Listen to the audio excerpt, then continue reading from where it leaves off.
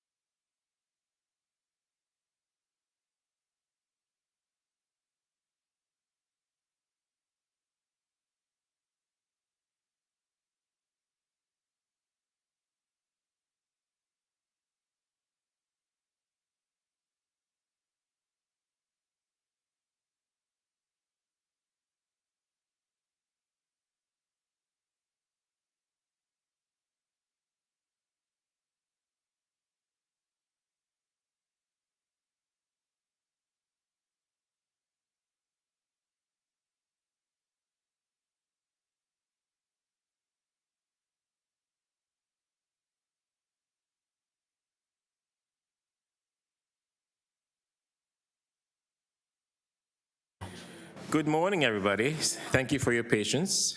Happy New Year to my colleagues and to staff and to members of the public and those who are watching online. My name is Councillor Chris Moyes. I'm the chair of the Toronto and East York Community Council, and we do have quorum. I am now calling meeting 28 to order. And again, welcome to everyone.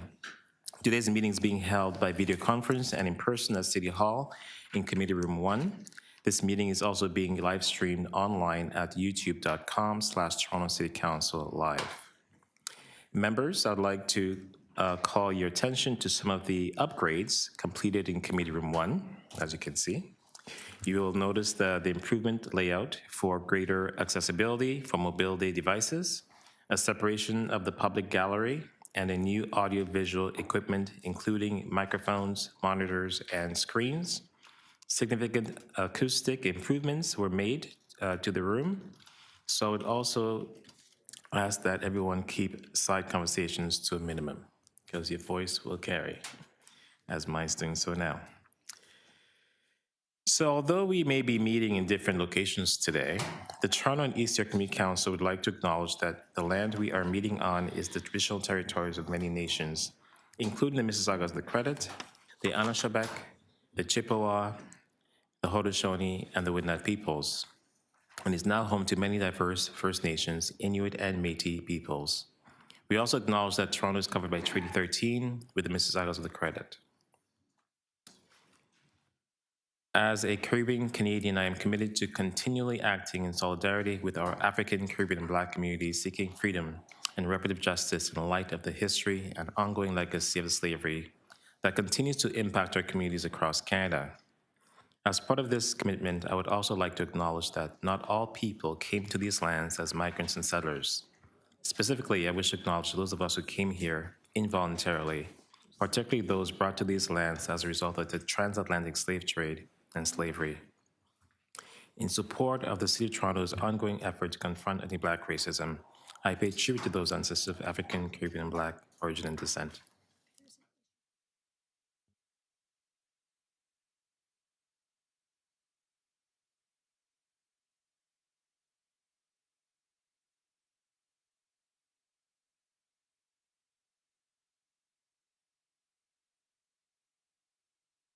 We're having some online technical issues. Apparently, I cannot be heard on WebEx, so we will take a pause until that is rectified.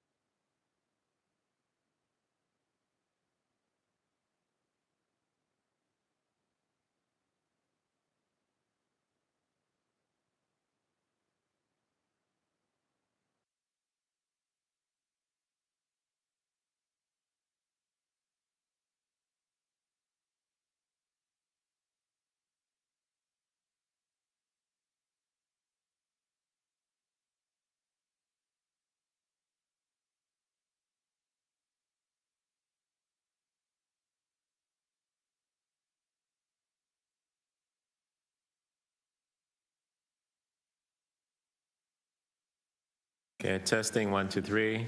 Is it working?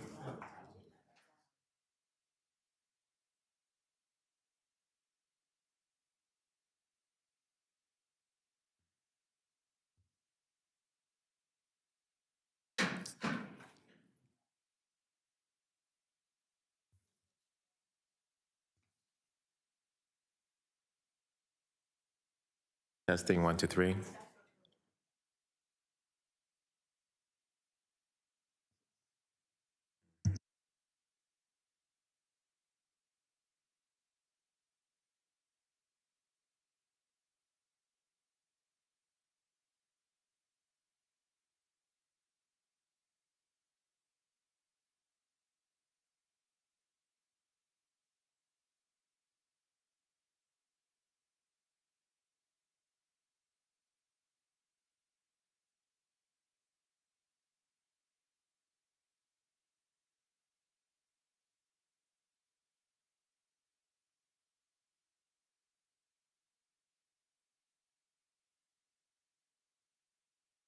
Testing to the attendees online. Can you confirm in the chat if you can hear me?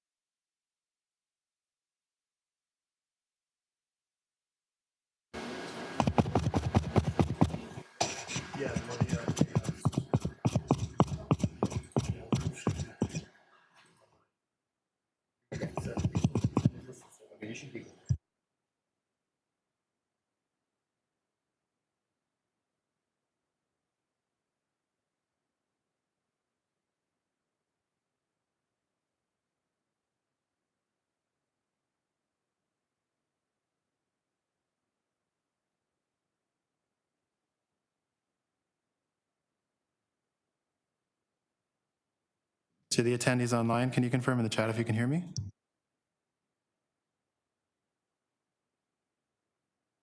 All right, we're back up and running. So if you are registered to speak at today's meeting, please listen for me to call your name. I will call speakers in the order they appear on the list. The list of speakers can be viewed online by visiting Toronto and Eastern Community Council page at toronto.ca/council and clicking the speakers box for today's meeting. If you are present in the room and wish to register to speak on an item, please come up to the glass partition located on the right-hand side, and a member of the clerk's staff will come to assist you. Members, the city clerk has provided all agenda materials on toronto.ca/council and on CMP, the clerk's meeting portal. Clerk's IT staff are available to members if you need help with your devices. I also want to remind you to please submit and approve your motions by email. Staff are available at teycc@toronto.ca to help with motions. Are there any declarations of interest under the Municipal Conflict of Interest Act? If you do have an interest, please raise your hand or unmute your mic and indicate the item number and the nature of the interest. Seeing none. You may have a motion to confirm the minutes from our meeting on November 27, 2025. Deputy Mayor Malik, all those in favor, opposed, carried. Before we begin the agenda run-through, may I have a motion to add business item TE 20.48 to TE 20.50? Councilor Matlow, all those in favor, opposed, carried. Items T 20.1 to T 20.20 are timed, so we will begin the run-through on item T 28.21.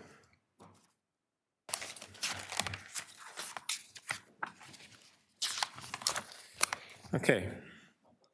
T 20.21, changes to business improvement area boards. Councillor Perks.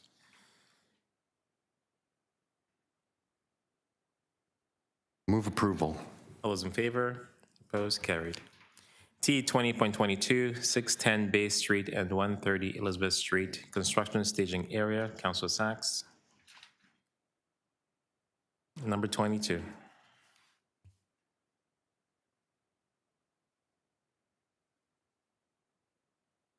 I move staff recommendations, please. All those in favor? Opposed? Carried. T 20.23, Bedford Road, 287 Davenport Road, and 141 to 145 Bedford Road, construction staging area. Councillor Sachs. I move the staff recommendation.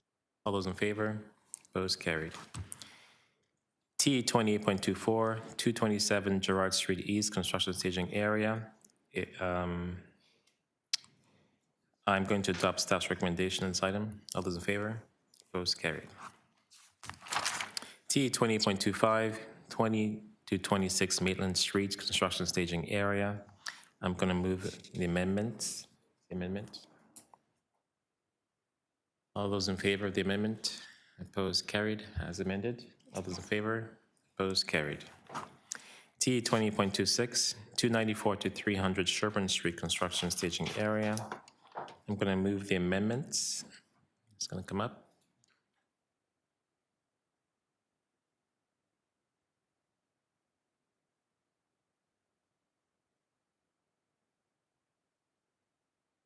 All those in favor, amendments, opposed, carried, as amended. All those in favor, opposed, carried. T 20.27, anterior line construction update. I'd like to hold the item. Okay, Thank you. yes, and there's speakers on there. Yeah, thank you. T 20.28, sidewalk network in Liberty Village, missing link. It was deferred from November 27th. Deputy Malik. I'd like to hold the item, please. Okay. T 20.29, John Street Corridor Improvement Status Update, Deputy Malik. I'd like to hold the item, please.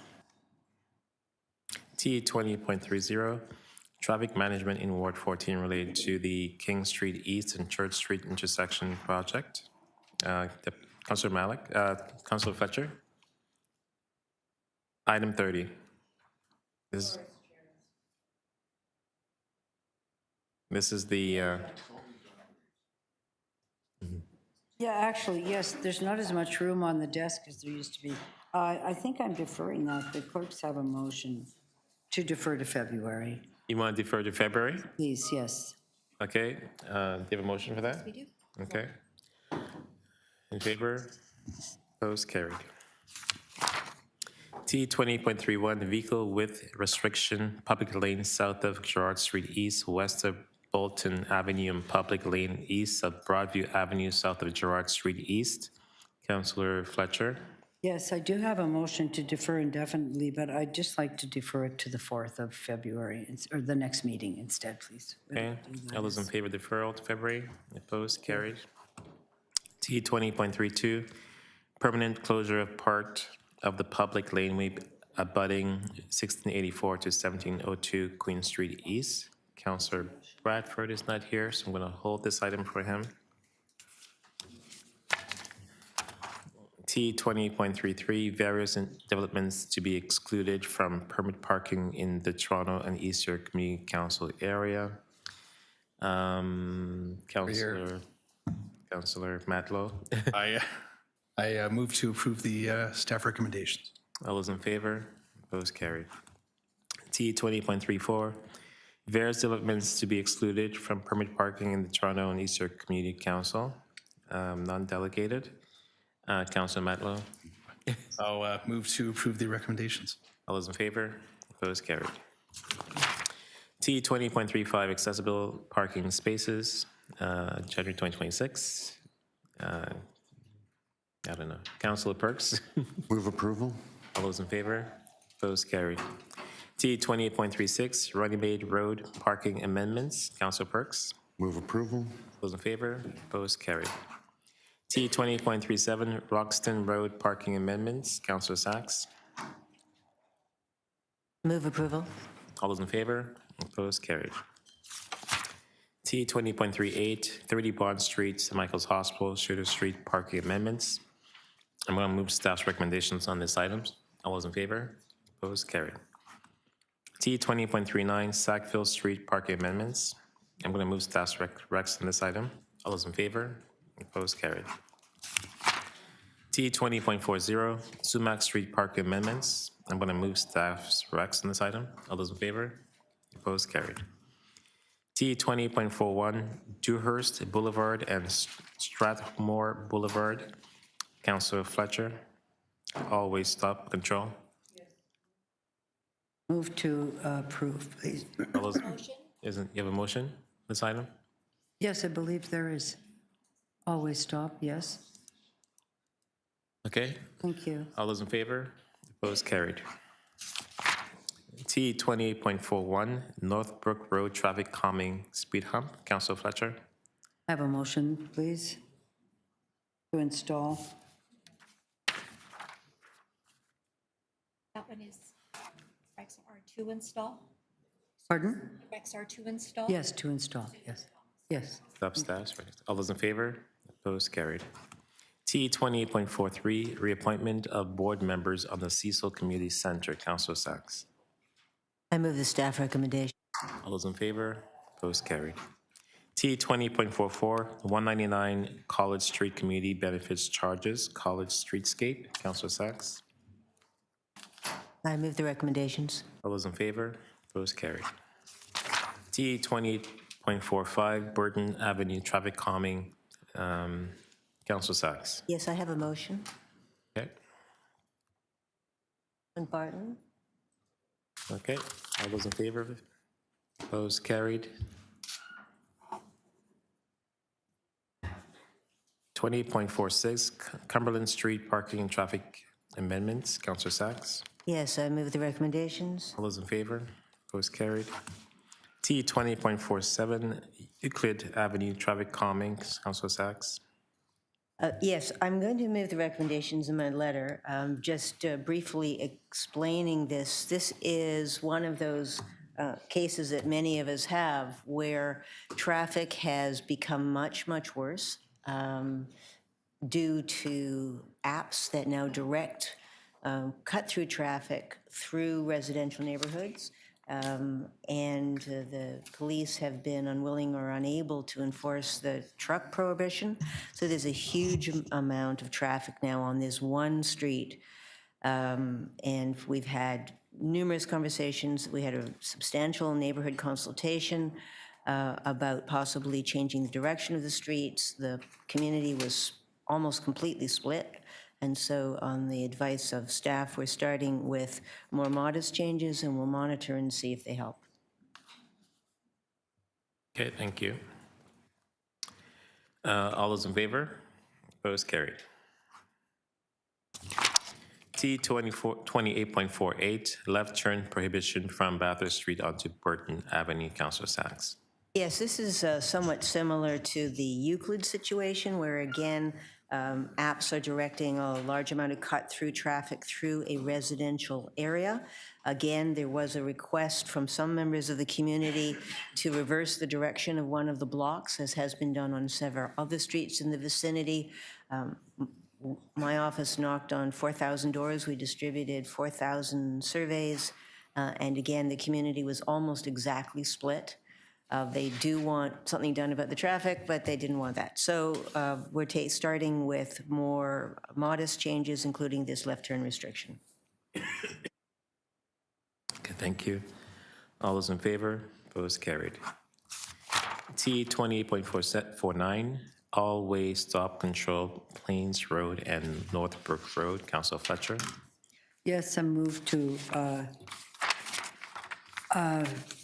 support the request in the letter. Okay, all those in favor? Opposed, carried. T 20.50, receipt of the 2026 Agnes McPhail Award.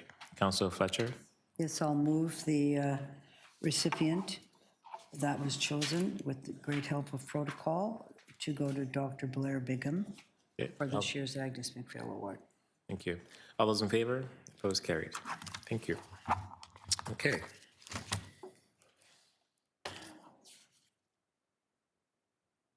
There are new business items to be introduced. First,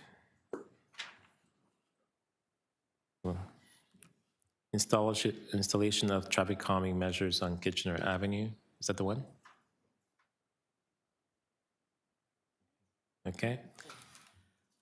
I move to add this to agenda. Councilor Brown was online, okay. Okay, all those in favor to adopt? Thank you, or move to add. Another item, to introduce Metrolinx Osgood Station, Simcoe Street closures and temporary parking bylaw amendments on the public laneway south of Queen Street West between Simcoe Street and Duncan Street. I'd like to move the recommendations in my letter, please. Just adding it to the agenda. All those in favor? Sorry. Opposed? Carried. Yes, protection of pedestrian crossing, Lakeshore Boulevard West and Fleet Street, Bastion Street, Remembrance Drive. We'll move to add this to the item to the agenda. All those in favor? Opposed? Carried. And that's it, right?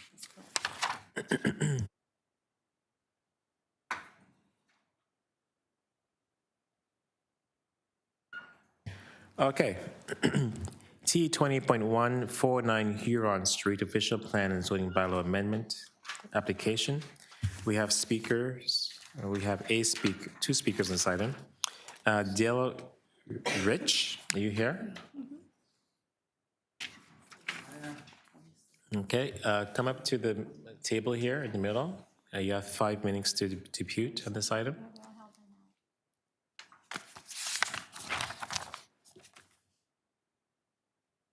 Just press the red button and it will turn green. Okay, 5 minutes.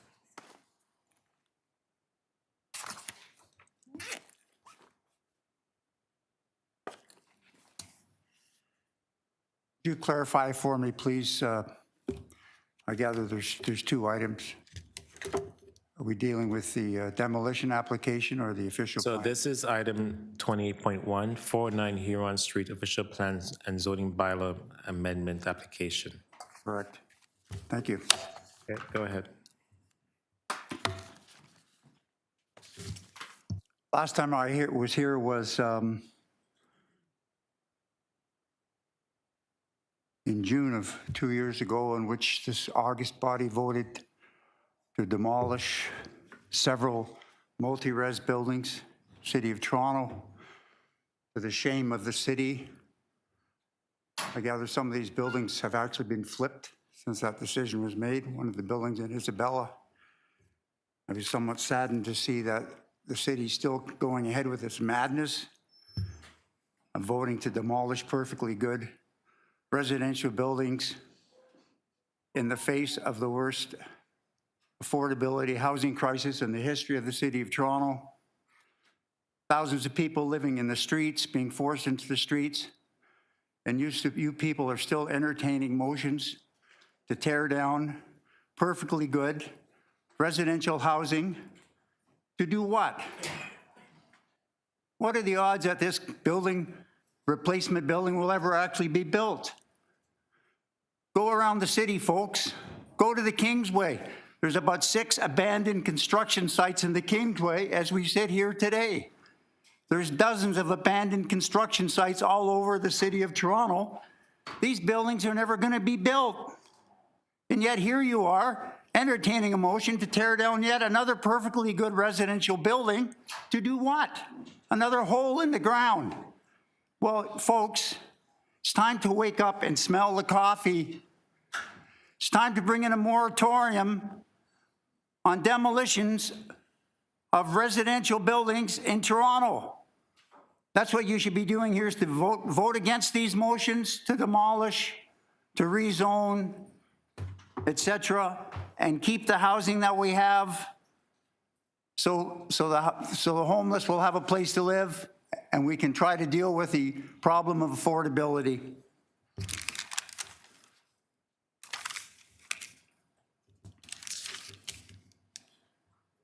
City of Toronto, October 25, 54 new condo sales. 54.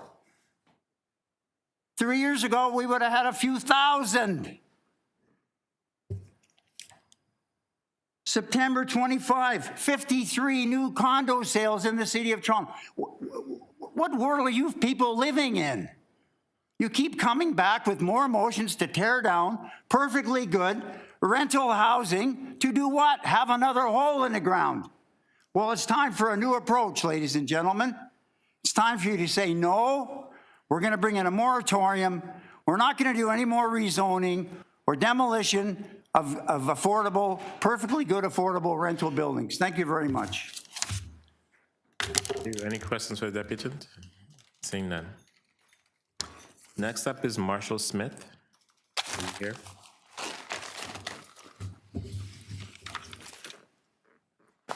Five minutes.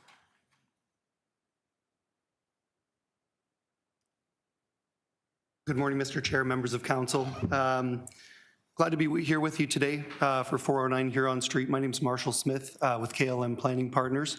We're the planning consultant working for the owner. It's been a few years working on this file, actually. We've had a lot of good collaboration and problem solving with staff. We're very pleased to be here supporting the recommendation report that's being put before you by staff. I do have a presentation that was submitted. I don't want to spend your time delivering the presentation unless specific questions come about or unless you specifically request that presentation. However, I am at your disposal to answer any questions that you do have. Thank you. Any questions for the deputant? Councillor Sachs, go ahead. Yes, thank you. First of all, please make sure that you send in your presentation so it's attached to the materials. Secondly, can you please respond to the comments that we just heard from Mr. Rich? How do we know that your client isn't going to just tear down this building and leave a hole in the ground? Yes, through you, Mr. Chair.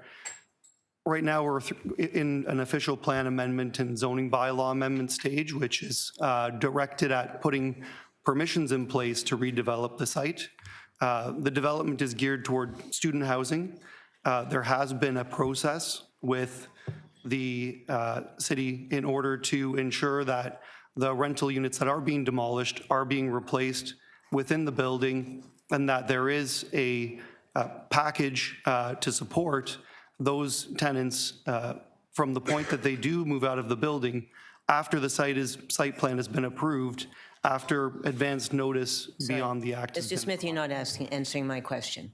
We'll deal with the rental demolition on the next item.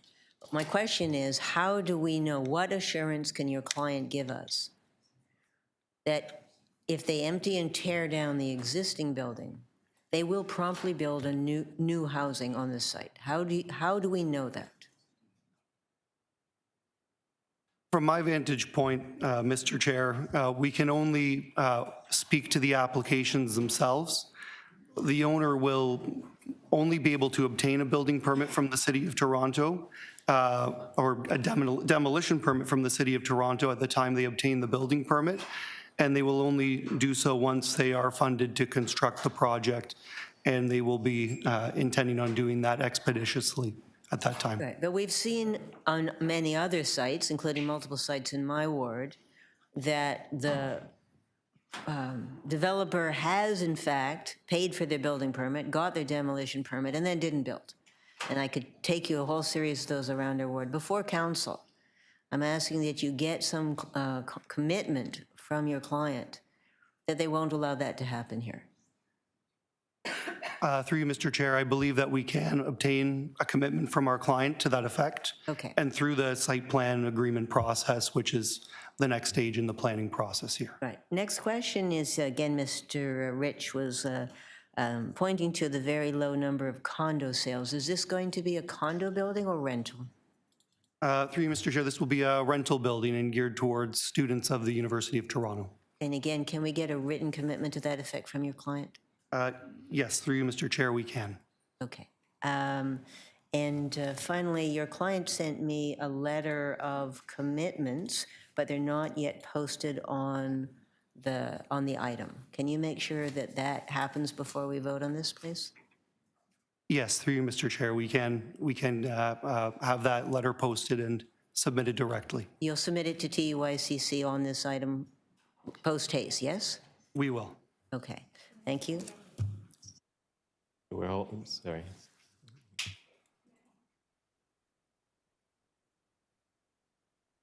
Continue. Mr. Chair, I would like to hold it until the commitment letter is Well, on. can you finish your? Yeah, I'm sorry, I'm finished. Thank you very much. Thank you. All right. Any more questions for the deputant? None. Thank you. Councillor Sachs? on the item? Yeah, I'd like to hold it down until we have the commitment letter from the developer. They sent it to me, but not to the clerk. I want to make sure it's on the public record before we vote. Thank you. Okay.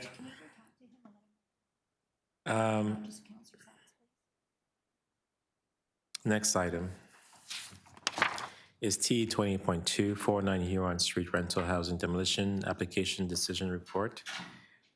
We do have speakers on this item. Again, Mr. Dale Rich, I think you're here to speak as well. 5 minutes.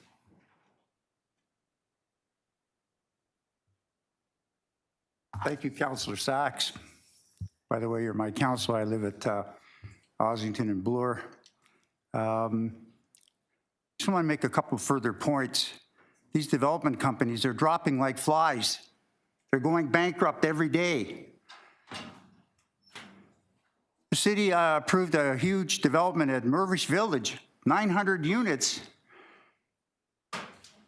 Building substantially completed 3 years ago, it's still empty. Building's 90% empty, including 400 supposedly subsidized units. Building's empty, folks. Guys aren't doing your homework. You're not following through on what's happening in the real world. These development companies go bankrupt. Sir, speak to the item specifically. Well, just wrapping up. Thank you very much, Councillor Sachs, for your motion to defer. Again, there should be a moratorium on any further rezonings, official plan amendments, demolitions, as long as we have this housing affordability crisis in the city of Toronto, which is getting worse every day, although we see finally that the rents are starting to drop, because you know what? There's tens of thousands of rental housing units under construction. They're unaffordable. Nobody can afford to live in them. We're talking about 500 square feet at $2,000 a month. Who can afford to live in that type of an apartment? Almost nobody, except for perhaps people that work down City Hall here or in the real estate industry. So please, defer this item, put it on ice for a while and see what happens. Thank you very much. Yeah, thank you. Any questions for Deputant? Seeing none. Marshall Smith, do you want to speak to this item?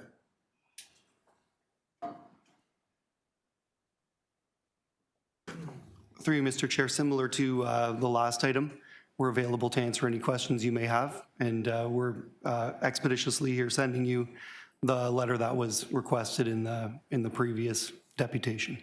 Okay, thank you. Councillor Sachs, on item 2. Yeah, there's 3 items on 4. Try that again. 3 items on 409 Huron Street, numbers 1, 2, and 3. I'd just like to hold them all down together until we have the letter posted. Thank you. Well, we have to go through them individually. Item T 20.3, 409 Huron Street, alterations and demolition of heritage attributes of a designated heritage property under Section 33 and 34 of the Ontario Heritage Act, and authority to enter into heritage easement agreement. We do have one speaker on this item, Mr. Marshall again. I don't have any. Well, he may want to speak to it, so this is prerogative. Yes, through you, Mr. Chair, available in the event there are questions. Okay, thank you. Councillor Sachs, you want to hold this item down? Yes, please. T 20.4, 808 Mount Pleasant Road and 247 to 251 Roehampton Avenue zoning bylaw amendment application. Do we have speakers on this item? 4. Sarah Harrell, are you here?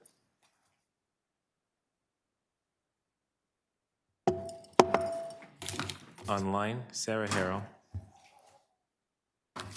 Hello. Yes, we can hear you. 5 minutes, go ahead. Okay, thank you. Thank you for having me speak here. I'm writing, or rather speaking, about 2 concerns and questions regarding these properties. 1 is for safety and 2 is for sound. The first one is with regards to the daycare center and just general drop-off and deliveries. I'm not quite sure of the scope of the daycare center, but when people drop their kids off for daycare, they tend not to, they tend to put their blinkers on and wait for their kids to get in and to get off. And this building is on the corner of like a hugely busy intersection, Mount Pleasant and Eglinton. And it's, to me, that is a safety concern. But again, the plans for the building were not something that I completely understood. That goes the same for deliveries, Uber, and all of those different things. Even if there's designated in the side of the building, in reality, human behavior is they will put their blinkers on, run in and run out. So especially with the kids coming in and out and people crossing that busy intersection, that is a concern. The second one is with respect to noise. Noise from construction, from the daycare center and the outdoor area. I've lived in the area for many years, and I live in one of the older buildings, which does not have the benefit of being able to close your windows and put on temperature-controlled electric air conditioning and heat, so windows are often open. What people may not be aware of is that in that particular area, there are a lot of tall buildings and they sound, particularly in the evening, functions as an echo chamber. So somebody could be speaking on their balcony, just speaking 2 buildings away, and it's if they're in my bedroom in the middle of the night. So with respect to noise from construction, and particular from the outdoor areas and what appear to be a large daycare center outdoors, I'd like those noise issues to be addressed because I don't think a noise study was done. Thank you. Thank you. Any questions for the deputant? Go ahead, Councillor Matlow. Hi, Sarah. It's Josh Matlow. Are you still there? Yes, I am. Good. Hello. Hello. Good morning. Would you? I'd like to involve you directly, if you wish to, given the impacts on your life that you raised, in 2 next steps that I think are really important to you. One will be site plan. I think you would agree that it's wonderful that we're getting an early on center, but you're just worried about cars and putting on their blinkers and also the construction noise. So there's 2 processes. One is site plan and one is the construction management. And I'd like to involve you in both so that you actually have a say in that discussion. Would you email me at councillor_matlow@toronto.ca, and then we will make sure that you are directly at right at the table in both of those conversations. Thank you. And it is councillor_Matlow at toronto.ca. Okay. Wonderful. Fantastic. Okay, I look forward to connecting with you, Sarah. Thank you. And it's not just for the breakout, it's also for the noise that can come to, Yeah. if it's a very large daycare center, children can be quite exuberant and naturally so. So the details will matter, and I'll be happy to speak with you directly about that. Okay, thank you. You're welcome. Yeah, thank you. Next up is Sean McGaffey. 5 minutes.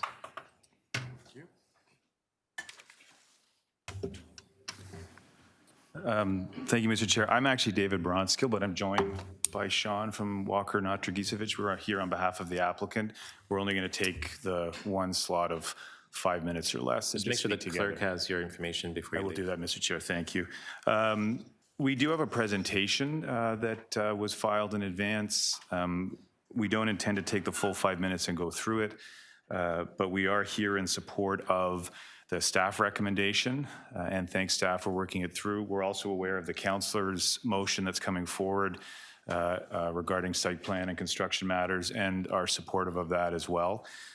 This is a project Mr. Chair, members of committee, that has evolved since an initial approval in 2022. I don't know if the clerk has the presentation from WND, then could quickly just put it up. I'm not going to go through all the, no, okay. I'll just flag pages for the members of the committee. Is that the best thing to do? You could also plug in from where you are. Do you want to plug that in and try as I go through? We'll try doing that just as I go through, Mr. Chair. I wanted to pause just on one slide as we go through related to the previous deputant, if she's still speaking about the daycare. It's actually an early on center that I'll talk about a little bit, and I'll show the site plan as well. It's currently a site, as members may know, of a vacant hotel with 3 single-family dwelling residences. There was a 2022 approval on the site. There's been a lot, obviously, that has happened both in the market and the planning regime since 2022. And we are back now with a proposal that's a 61-story building. It's the northwest corner of Mount Pleasant and Eglinton. As you likely know, it actually falls within the Urban Growth Center for Yonge and Eglinton, as well as within the boundaries of one of the now approved protected major transit station areas focused on the new LRT station there at Mount Pleasant. One of the slides, page 5, that I'm just flagging for you, has that height context and the different heights that are in the area. At 61 stories focused on that LRT station, that's where the peak should be.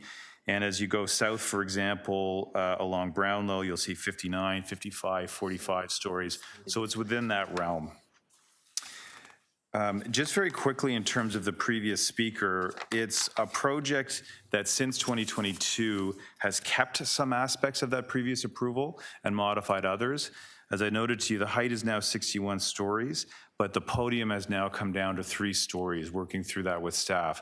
Better relationship with the public realm, both along Eglinton and along Mount Pleasant. The park is still there at the north end, which is being delivered, so that's an important new public park space.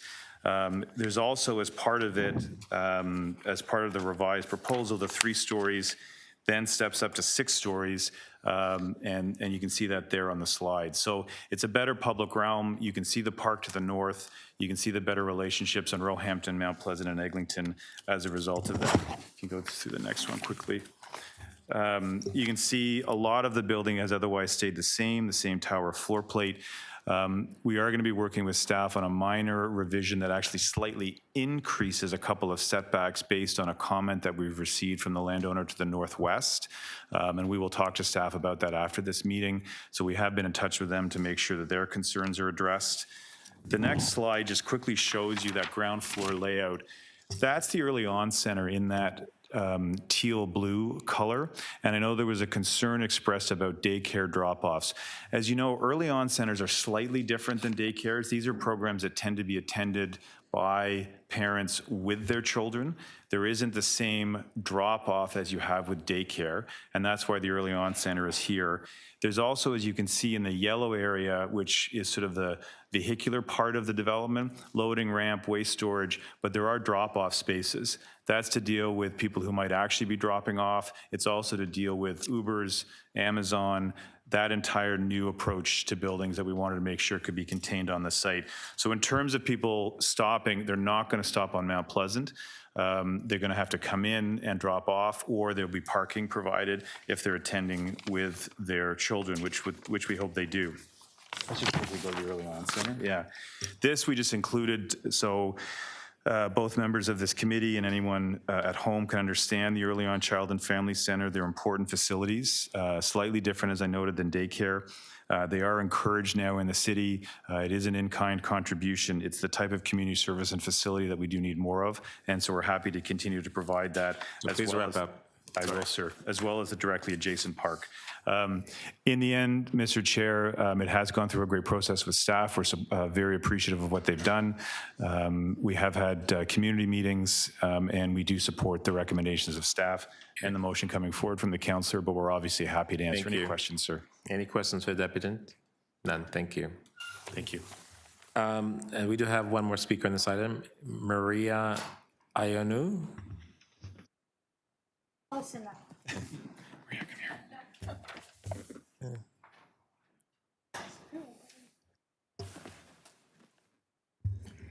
Hi, I'm the co-chair of the Republic. Please say your name correctly. Oh, I'm sorry. Okay, Miria Ioannou. Okay, thank you.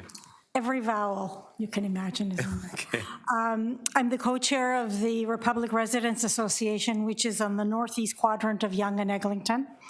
And we're just going to raise a few issues which are typical of our concerns for the area. And I think they've been heard before by the city and the developers. We're very familiar with the work of Reserve Properties. We do appreciate their cooperation because they've done a lot of work in our community, and also their willingness to take the well-being of the neighborhood into account. We meet with them regularly around the developments just north of the area that's going to be described. A lot of what I'm going to say does have to do with the site plan, but we think it's important to raise these issues early, since you are working in an incredibly dense community, not just with people, but with lots of construction. It's important to stage construction, and again, we're going to say this, on the property rather than take over any lanes in that particular intersection. The streets are incredibly busy, Mount Pleasant, Roehampton as well, because there's other construction happening there right now. And we think perhaps you could consider using the proposed park area for staging, as some of your other properties have done. We urge you to consider the ingress and the egress of the construction vehicles, given the density of the area. And again, the traffic and pedestrian management is very important because there's a high school right across the street with kids going across all the time to go over to Yonge Street. So we think that traffic guards and crossing guards will be required at all times. While there's a significant space being given to the park area, we, again, because we have a huge dog population in the area, that there be dog relief areas considered. I know that happens in a lot of communities, but we can't hurt to reiterate. In addition, regular street sweeping should be enacted for the construction period, just because of the busyness of the area. There are 989 bike spaces being provided, and we'd like to know, has there consideration been given to the safety of cyclists going in and out of the development? As you know, Mount Pleasant is a very busy thoroughfare, and if people are going to be exiting and coming into any of that area, it's important to have that safety consideration. We also ask you to consider if there's going to be any retail space allotted in this area, that it be reconfigurable so that more than one business could be accommodated and it wouldn't be so expensive to rent, and that it wouldn't be just a big box store incorporated. The development also appears to be aimed towards studio and one-bedroom suites. Since housing is such a major concern all over the city, is it possible to consider more 2- and 3-bedroom suites and any rental possibilities? Thank you. Thank you. Any questions for the deputant? Seeing none. Thank you very much. Councilor Matlow, this is your item. So I have an amendment along with the recommendations, if you want to put up on the screen. Okay.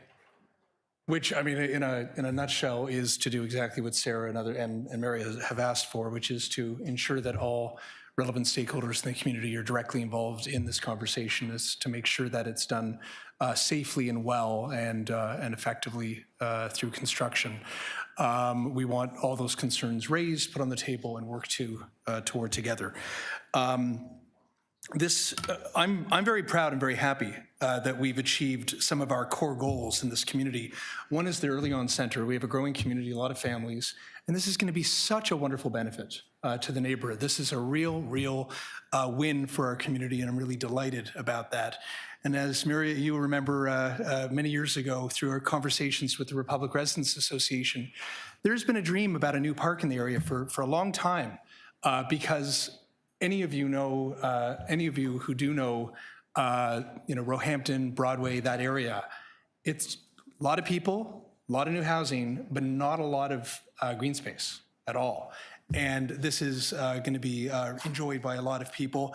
And yes, perhaps dogs, we'll have that discussion, but I'm really happy that we've achieved that. So I'm very happy to move forward. And when it comes to the details of staging and safety, that is going to be our primary conversation, along with Northern Secondary School and, of course, Eglinton Public School as well. Thank you. Okay, thank you.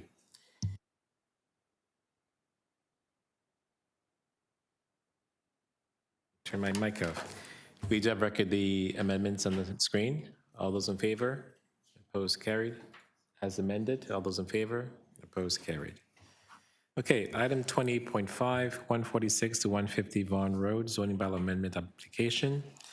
We do have speakers on this item, actually one speaker. Blair Scorgi, are you here? Sorry, Blair is on his way. Got stuck. He's on his way right now. He's any questions? But he's on his way. Okay, well, we cannot wait for him, unfortunately. That's the only speaker on the item. Anyone else wants to speak on the item? It's a stat item.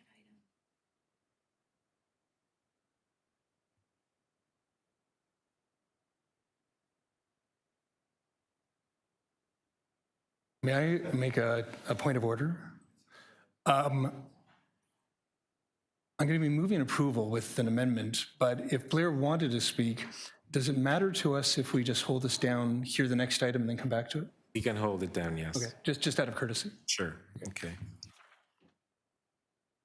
Okay, and the next item then is item T 28.6, 5 Huntley Street and, sorry, one moment.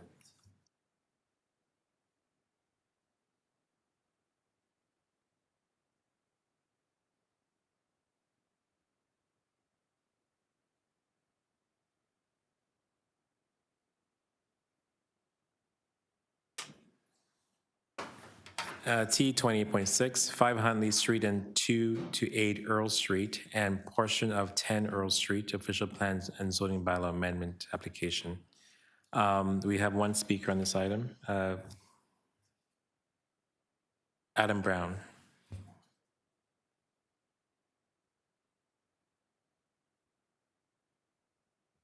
Good morning, Mr. Chairman and members of council. I'll be very brief. I wanted to thank your office with the community consultation that's taken place over the last couple of years, planning staff, urban design staff, housing staff. It's been a very positive process with a number of different changes, resulting in a recommendation report. All of the recommendations, both in this item and the following item, we support. And I won't take any more of your time because you have a busy agenda, but thank you. Yeah, thank you, Mr. Brown. I have no questions either. I do have one question of staff, though, So Huntley Street and Earl Street have a unique dead-end condition to prevent through traffic. Is it staff's opinion that the overall traffic impacts of this proposal can be safely accommodated without needing to open the dead-end condition up through traffic?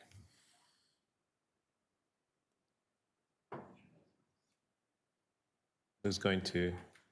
Oh, there we go. Mr. Chair, it's Orange Mayor here, Director of Community Planning. As my colleague tries to fix her microphone, the answer is yes. Okay, great. Short and sweet. I appreciate that. Okay, I'm going to adopt staff's recommendation on this item. All those in favor? Opposed? Carried. T 28.7, 5 Huntley Street and 2, 4, 6, and 8 Earl Street and portion of 10 Earl Street rental housing demolition application. No speakers on this item. I'm going to adopt staff's recommendation here. All those in favor? Opposed? Carried. The next item is T 28.8, 137 and 141 Isabella Street rental housing demolition application. We do have speakers here. Barbie Lazarus, are you here? No, Barbie Lazarus. Peter Durer, D-U-E-R-R. 5 minutes. Hello, my name is Peter Doerr, and I live at 137 Isabella Street. I may not be able to finish this presentation because I'm really unwell at the moment, but the consequences of this demolition are so dire I feel compelled to attend. To begin with, the current housing situation, although there are some problems in the area, are really quite worthwhile. It's a very walkable area. There are supermarkets, drugstores, a library, a post office, a slew of medical offices, banks, fast food franchises, cafe, pot shop, wine rack, all within 15 minutes walk, plus several major TTC routes are close by. Since hundreds, if not thousands, of tenants will be displaced due to so many demolitions, it's very unlikely that anyone who is currently residing at 137 will be able to live in the area again and have to relocate at some distance. It should be noted that if we wanted to live in Barrie or Belleville, we would have moved years ago. The upending of our lives is not mere inconvenience, however, because of a significant subset of tenants who are on fixed incomes, aged, and in mostly poor health, who have made 137 their home for decades. The uncertainty and disruption of such a move may in all likelihood drastically shorten their lives. I would very much like to obtain the email addresses from Pinedale so that I can forward the obituaries. Recently, a public meeting was held where city officials and Pinedale representatives gave a presentation. Several very objectionable statements were made. For example, in going over the proposed new structure, it was eagerly reported that the purposes of public spaces would be decided by the tenants, i.e. it could be a party room, it could be a meeting place, it could be a library. Please forgive me, but many of us are underwhelmed, to say the least. We will be forced to pack up all our possessions, leave our apartments for God knows where, so millions can be made out of this collection. Such a flimsy and inadequate inducement may pass muster for the proverbial village idiot, but it's a gross insult to the intelligence of the hardworking residents of Isabel Street. Furthermore, much was made of the fact how much Pinedale wants to help us move to new units. A licensed, I repeat, a licensed agent would be made available to facilitate the transition. In a breathtakingly self-served move, we are told that Pinedale has several other properties which large numbers of vacancies are available, and those buildings are well kept. Please allow me to share how well kept 137 Isabella has been. Shall we talk about the corpse of the elderly male tenant who left to rot for several days before any actions were taken? Shall we discuss the complete lack of security measures to keep out the unhoused and addicted? Fires were lit in the vestibule, a virtual encampment was established in the parking garage, drug and alcohol-fueled parties took place throughout the building, and filth and garbage were everywhere. Pinedale did nothing to secure the safety and well-being of tenants until the superintendent was assaulted one weekday morning. With a threat of a $100,000 fine over unsafe working conditions, a fob system was finally installed. Then, of course, there's the ongoing health hazard of the bedbug infestation, which was addressed quite reluctantly. Pinedale's response has been woefully insufficient to deal with the problem, and it seems fly-by-night operations are employed instead of seasoned professionals. This is a common, if not dominant, feature of repairs at Isabella. The work is often slapdash, late, and it is often necessary to call 311 to force Pinedale to commence. Time does not permit to catalog all the failings of Pinedale's maintenance, but I'm sure I've made my point. Given all I have described, our confidence in Pinedale to complete the development in a timely fashion, and even if they can survive the current economic conditions, is non-existent. In closing, I cannot emphasize enough that this demolition should not go forward, as it does not serve the tenants in any way. It only serves callous corporate greed. Okay. Thank you, Mr. Doerr. I do have one question. Do you live in... I live at 137 Isabella and have been there for many years. Okay. Okay, that's my only question. Thank you. Thank you to the committee. So this is my item.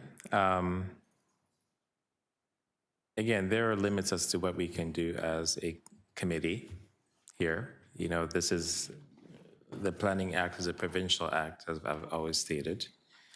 There are limits as to what we can do as a city, and we have to follow, you know, what the province says when it comes to demolitions and erecting high-rises in our city. So they have met the threshold that is required under the provincial law, and this is why I'm going to have to adopt the staff's recommendation on this item. All those in favor? Opposed? Carried. The next item is T 28.9, 509 Parliament Street Zoning Bylaw Amendment Application Decision Report. There are speakers on this item. Number 9. Naomi Mars, are you here? Five minutes.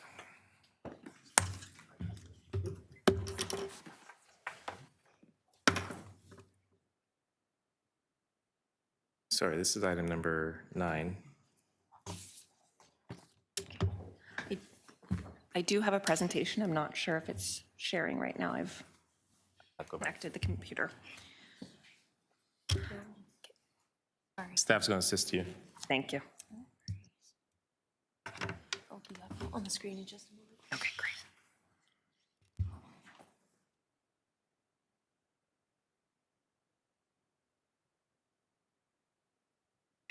Thank you. So, good morning, Mr. Chair and members of committee. My name is Naomi Maris. I'm a solicitor with Airden Burles LLP, and I'm here on behalf of the owner and applicant of 509 Parliament Street. I'm here to convey our support of the conclusions and recommendations of city staff, as well as the Toronto Preservation Board in relation to both this item and the related item 29.10. We have a brief presentation that was filed with the clerk. I won't take up much time or go through the whole presentation. I just wanted to highlight some matters very quickly, and then I'm available to answer any questions. So starting with a brief aerial view of the site and surrounding area, the site is located on the east side of Parliament Street, just north of Carleton. I won't spend much time on the policy context, except to say, because it's very clearly laid out in the staff report, but except to say I will note that the site is located within mixed-use areas 3 of the downtown secondary plan, where development is expected to be generally in a mid-rise form, like the development before you today. You will also see on this slide that the development reflects the built form contemplated in the 2024 mid-rise building design guidelines, with successive step-backs and setbacks from transitioning from adjacent neighborhoods. The proposal is for a 10-story, 60-unit building with retail at grade along Parliament. The owner is providing a laneway widening for broadcast lane at the rear in response to a request from city staff. The site plan gives you a sense of the step design of the building along both Parliament Street to the west and broadcast lane to the east. The front elevation has been sensitively designed to highlight the retention of the principal elevation of the heritage building on the site, the former Carleton Theatre, stepping back above the first floor to reinforce its prominence and contribute to the continuous street wall along Parliament Street. As part of the conservation strategy, missing typological elements of the theatre have been reinstated, including glazed storefront windows, the original ticket box office with flanking doors, and multi-paneled transom windows, or pardon me, multi-pane transom windows. The development will result in a sensitive, well-designed addition to Parliament Street, maintaining its main street character while providing much-needed housing in this location. In conclusion, we wanted to thank staff for their time and effort getting this application to this stage. I've reviewed the positive staff reports for both the ZBA application and the heritage permit application, and am pleased to see that staff are in support, and I'm available to answer any questions. Thank you. Thank you. I do have some questions for you. How many waste and recycling bins would a building with 60 residence units and 27 square meters of retail space generate per cycle? That's still being, the details of the garbage and pickup are going to be worked out through site plan. However, at this point, we believe it will be multiple bins, but that's in keeping with the City of Toronto's requirements, and we would qualify for the City of Toronto pickup. I was told it would be dozens of bins. Where would these bins be located on the sidewalk?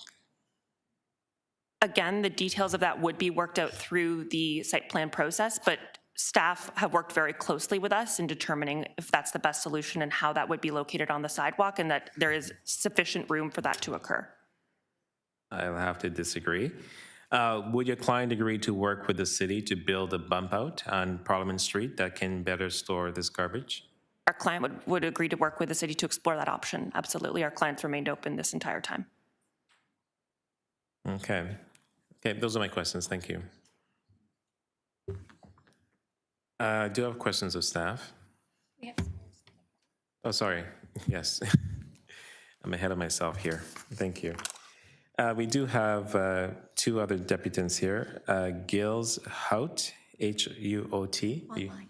Online.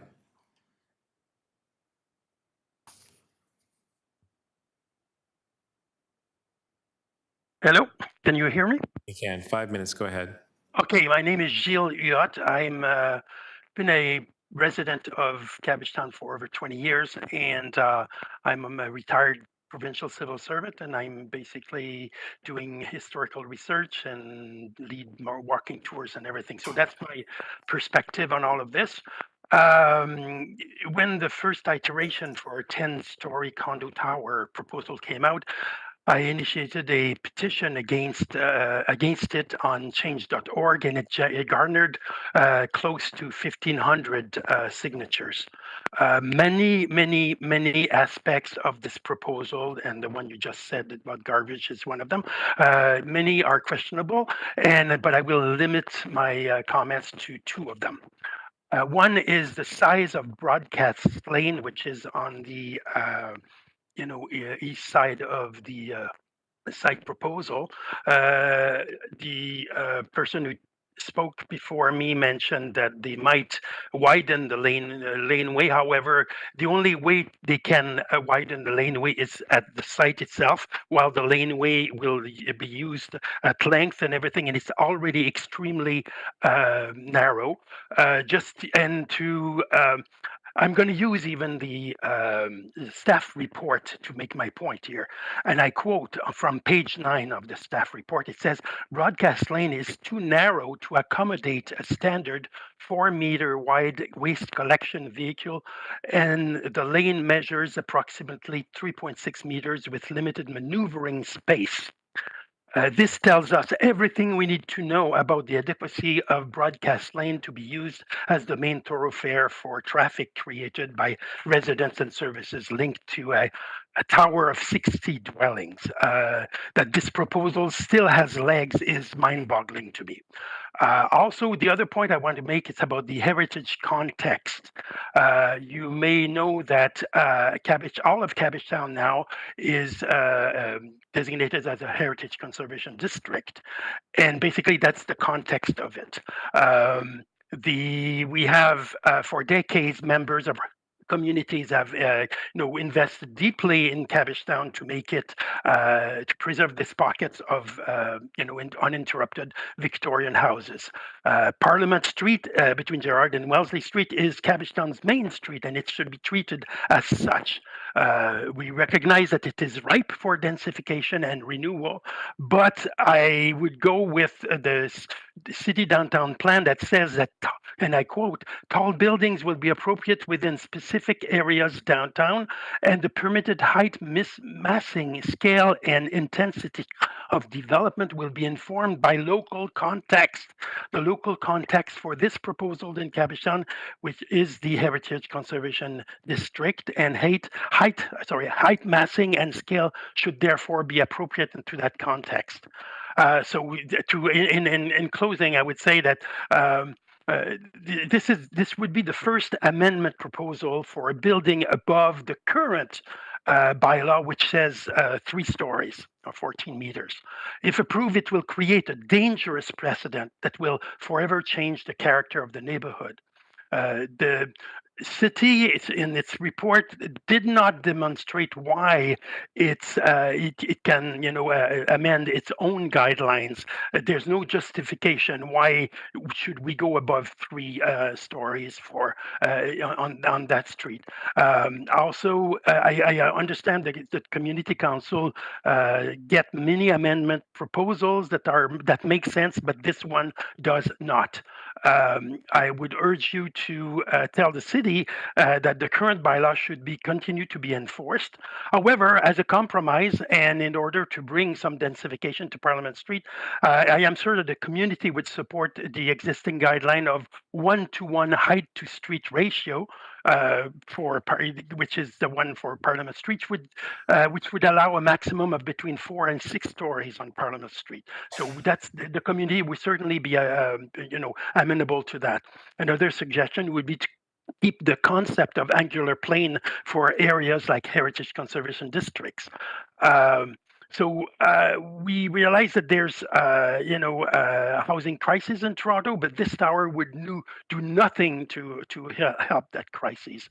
Also, I think, and in closing, I would say there's a future for Parliament Street, and the community would support and be able to participate in developing that vision for our main street. Thank you.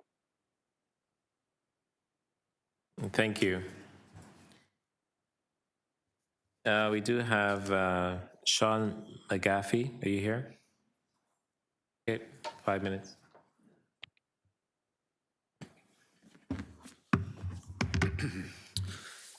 Thank you, Sean McGaffey, WND Associates. I just wanted to be available here for any questions, as well as to address the question from the councillor regarding the number of bins and the bin staging along Parliament.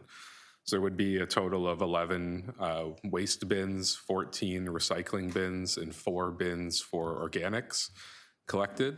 And through working with city staff, we're going identifying staging areas for such, and I understand the potential for bumping out the sidewalk on Parliament Street to help accommodate additional space for that as well, and also looking at potential for twice weekly pickup to reduce the amount of bins that would be within the public right-of-way at any given time.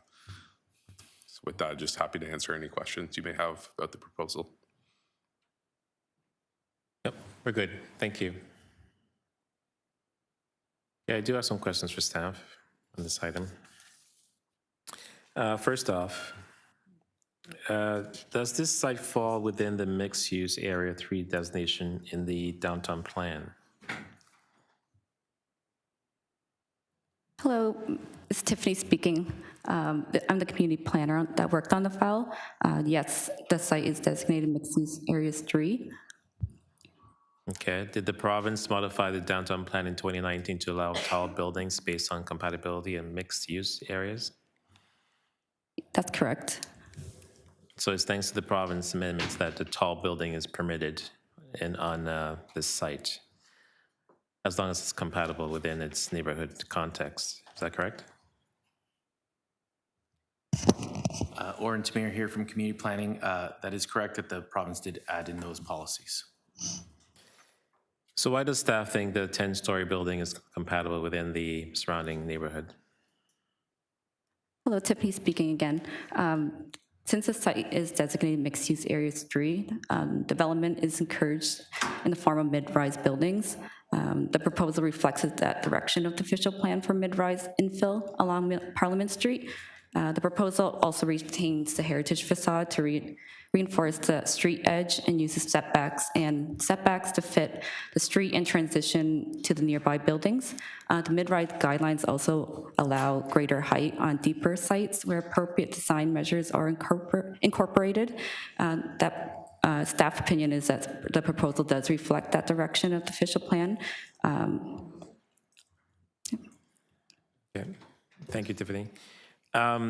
Some transportation questions. So how many waste and recycling bins would a building with 60 residence unit and 278 square meters of retail space generate per cycle?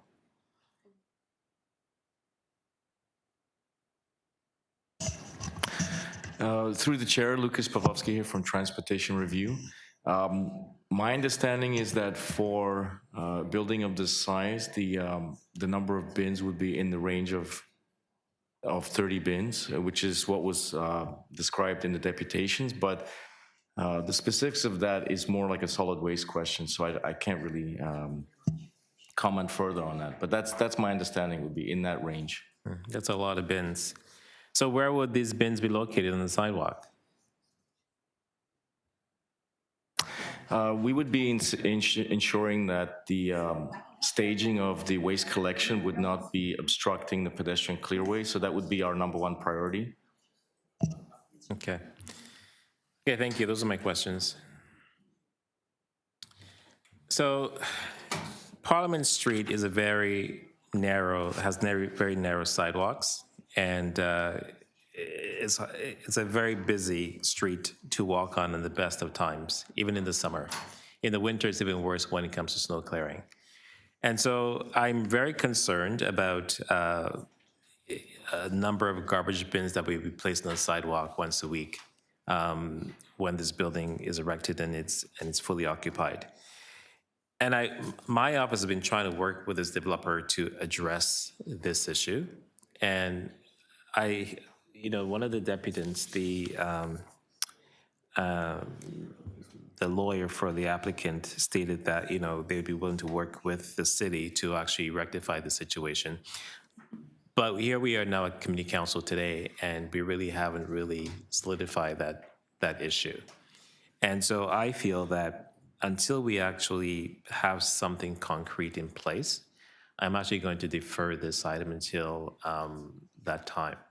So I'm actually going to recommend we defer this until the April meeting. And when we have written reassurance from the applicant, then we will proceed accordingly. So you went to April, is that correct? Well, Or February? February. February, okay. February is fine.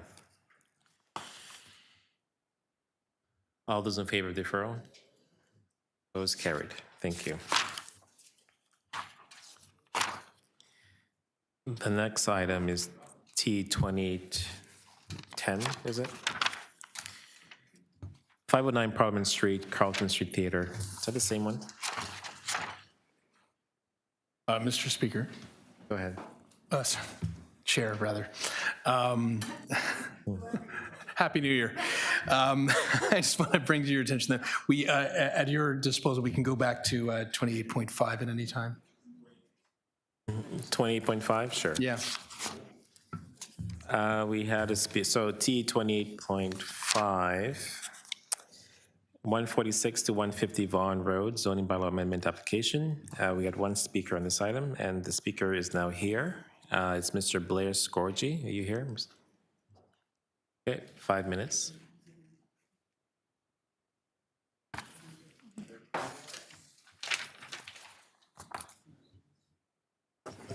Thank you, and apologize for the delay. Unfortunately, today was the first day of studio class at TMU, and I found myself having to be at 2 places at precisely the same time. I don't intend to necessarily make a deputation here unless there's a desire on the part of council to do so. I'm primarily here just to answer any questions that you may have. Okay, Councilor Matlow, do you have any questions for this deputant? No. No. Okay, so it's your item. Go ahead. So I'm going to move it with an amendment.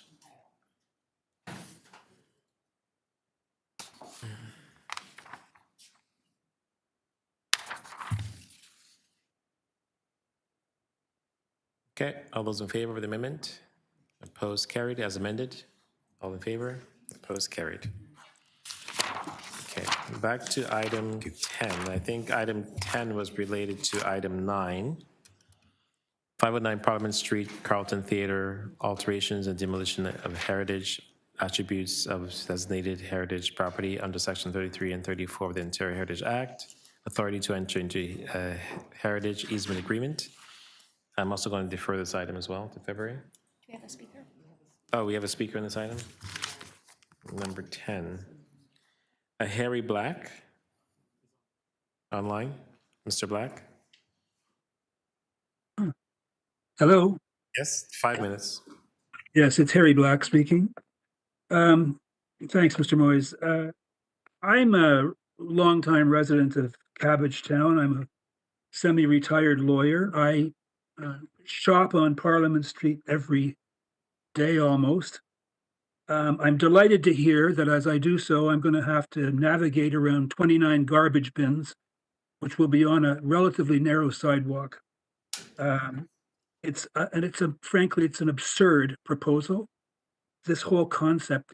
This is a piece of history. This is a piece of Toronto's history. This building goes back to 1929, when it was originally a 1920s, 1930s theater. And then it became the headquarters of the broadcast site of CBC Radio and broadcast, thousands of broadcasts over decades all across Canada. And in the last 20 years, it's been a dance studio for girls primarily, but girls and boys. If you go there any day after school, you'll see a parade of young girls from preschool age and boys up to high school and beyond. It's an active, ongoing school that serves the community. And where is this going to be done if this building is torn down because somebody wants to build another unnecessary, expensive condominium? This Parliament Street is a village. It's a community. It is unique. People come to see Parliament Street in Cabbagetown from all over Toronto and from all over Canada, frankly. This is, if you've been there, it's a series of probably 40 or 50 little small businesses. These are one-story businesses, generally with a single-story apartment on top. It goes from Gerrard up to Wellesley. It is unique. This building will completely split the shopping areas from those south of it to those north of it. It will be a huge monument. It will dominate the street.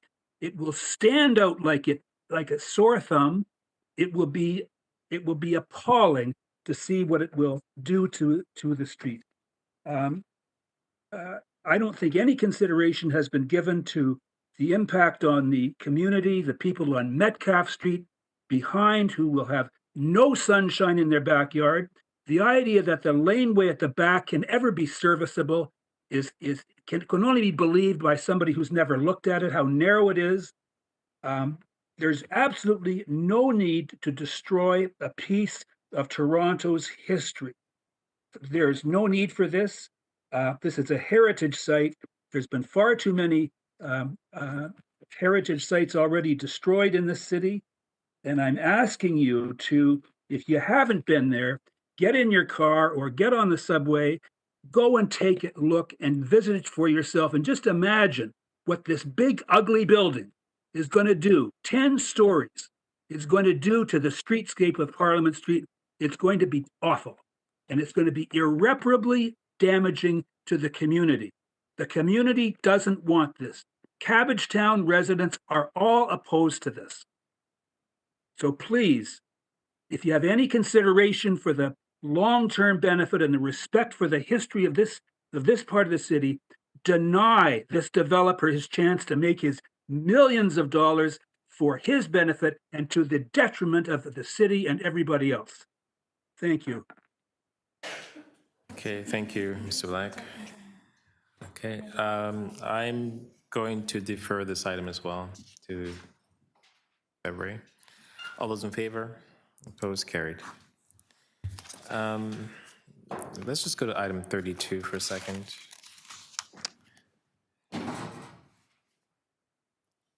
T 28.32, permanent closure of part of the public laneway abutting 1684 to 1702 Queen Street East. Councillor Bradford. Thanks, Mr. Chair. Through you, I'd like to move a deferral for this to come back with the complete application. Okay, all those in favor of deferral? Thanks. Okay, carried. Opposed? Carried. All right.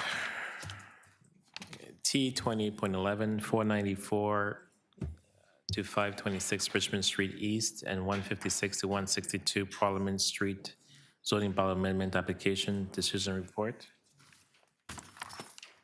We have speakers in this item. Greg Terrence. You here? Greg Terrence? Online?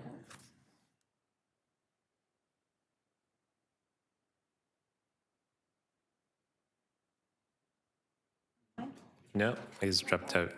Arthur Grabowski. Okay. 5 minutes.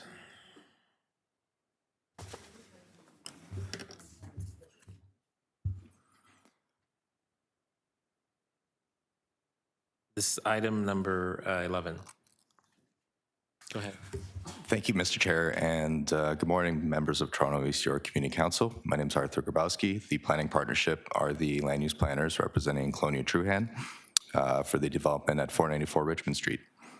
Our client, Colonial Truhan, is a local and family-owned business who have been early and long-term investors in the King Parliament area and elsewhere in the city for about 40 years and across 3 generations. The objective here is the delivery of much-needed purpose-built rental housing to diversify the housing options in this fast-growing area of the city. Together with its companion development just south of here at 517 Richmond Street, immediately a block south, these 2 projects will deliver up to 1,400 new purpose-built rental units on these underutilized sites near the Ontario line. Throughout the process, we've worked extremely collaboratively with staff. We concur with the recommendations. Specifically, we've worked with urban forestry, urban design, and planning staff to deliver a active and engaging street frontage along all 3 frontages of this property, including a new significant open space in form of a POPs at the corner of Berkeley and Richmond Street, as well as a new mid-block connection. Early on in the process, we actually undertook a very extensive and lengthy block planning exercise in collaboration with city staff. Being the first development application in the block, we worked with staff to ensure that all the immediate adjacencies within the block could achieve their full potential in terms of intensification, as well as other objectives as well. City staff presented their preferred block plan in February of 2024, and this proposal before you today adheres to and implements the objectives of the block plan, particularly as it relates to separation distances, tower locations, among other objectives. We're pleased to be here before you here today. We've reviewed the recommendations of staff. Again, we concur with the recommendations, and we're available to answer any questions. Thank you. Okay, thank you. Any questions? Seeing none. Bruce Hall. Okay, 5 minutes. Go ahead. Thank you, Mr. Chair. I'm also with the Planning Partnership, and what I've decided to do, because we've been working very collaboratively with city staff and all the neighbors in the block, and there were some letters submitted by some of the residents from the Parliament Street properties, I decided to respond to some of those comments to clarify for staff and council. So there's 2 letters from Mr. Marc Lelevier, I hope I've said that right, and Michael Mills at 148 and 150 Parliament. Mr. Levy's letter is quite comprehensive, so I'll mainly respond to that. Many of the issues are similar in both letters. He talks about potential damage to neighboring properties during construction, having to work around sometimes fragile and sensitive building conditions is a regular occurrence when constructing in the City of Toronto. And as a starting point in undertaking construction, we cannot be held liable for the types of deficiencies or conditions identified by Mr. Levier that exist. However, construction activity must not result in any damage or further decline. To help ensure this, comprehensive strategies prior to construction would involve commissioning of building condition surveys with visual and physical assessments of the properties to identify any pre-existing conditions and document those. There can also be monitoring systems used to ensure that any vibration or other impacts do not mitigate off-site. And these are most often implemented through construction management plans at the site plan stage. Mr. Lelevier also comments upon views in shadow and losing views from the second floor deck of his property. Under the current in-force zoning, The height limit in the area, including on their properties, is 23 meters and 70 meters, I believe, 72 meters under the approved but under appeal King Parliament plan, and therefore there are already permissions above that height on the subject property as well as their properties themselves. And similarly, any building on the subject property above 2 or 3 stories would result in some shadows being cast in that area later in the day in terms of as a right. In terms of the laneway width and operation, the letter comments on the location and width of the proposed access to the development coming from Duchess Lane, indicating that that's their access for their vehicles, and it's substandard at 2.895 meters.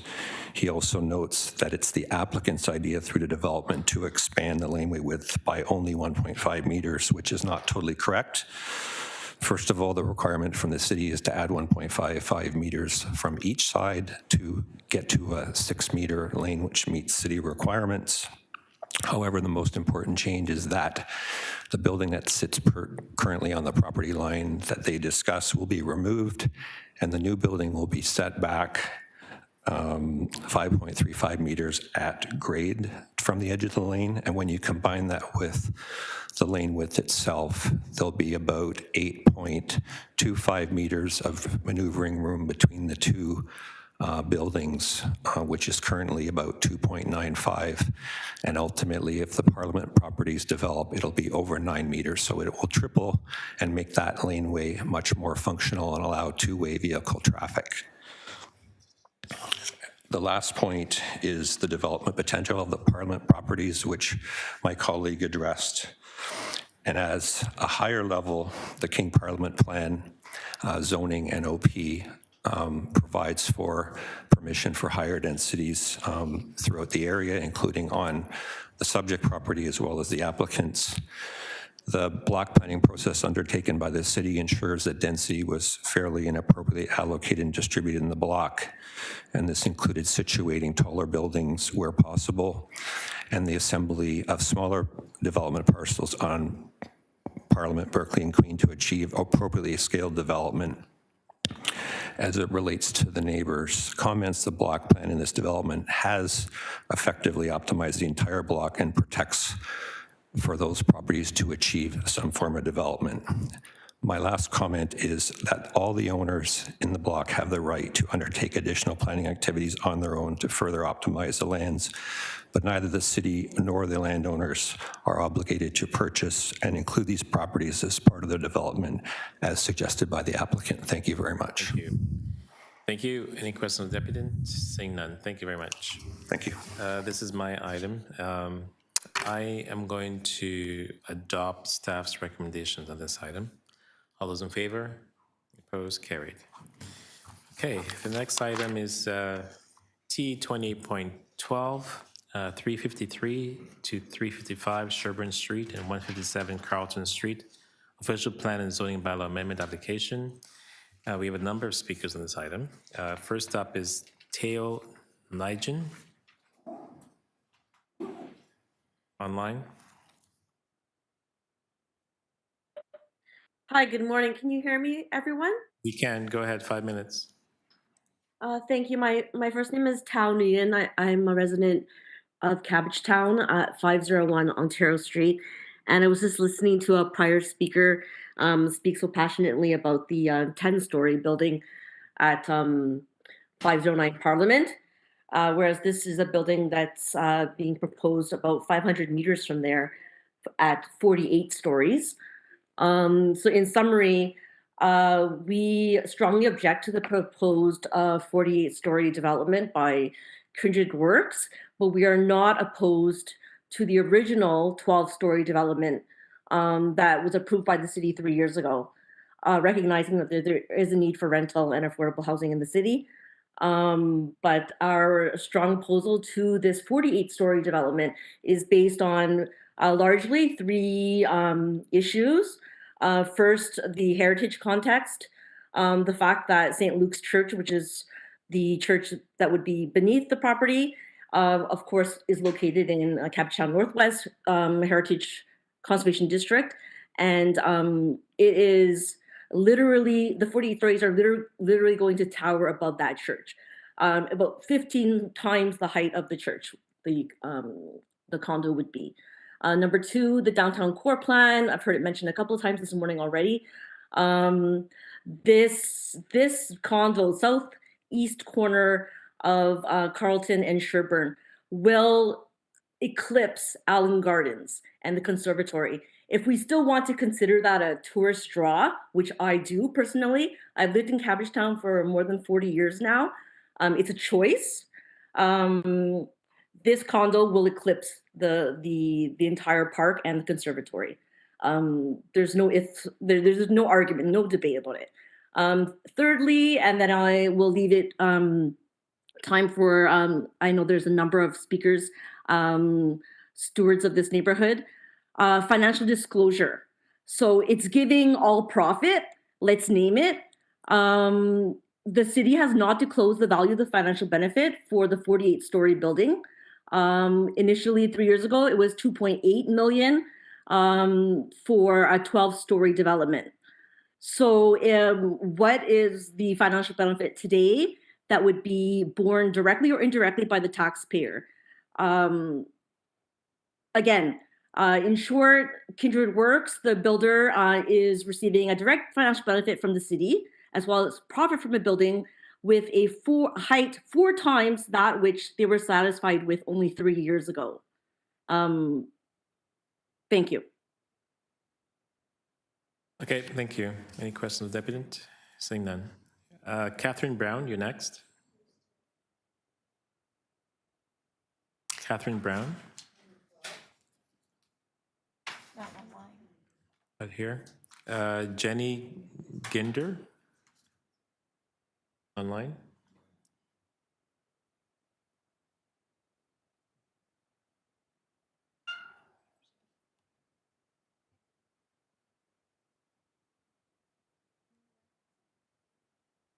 And Jenny Ginder, you can unmute yourself.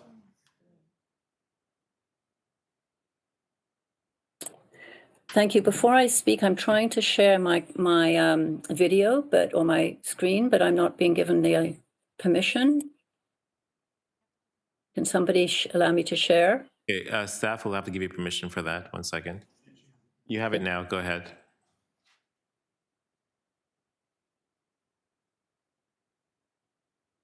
Okay, can you see it now? Not yet. I've got it up on mine. Oh, yeah.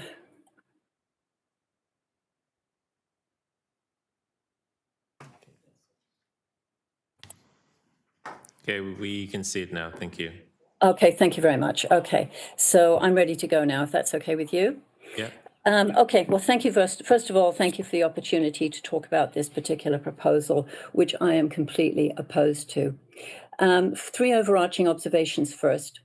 You'll note that about 25 people have written with opposition to this particular project, and I really hope you will take notice of that opposition.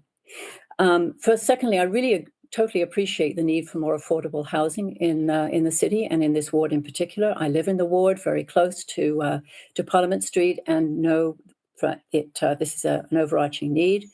And I was not opposed to the original plan put forward by Kindred Works for this site, and that was approved by your council in 2022.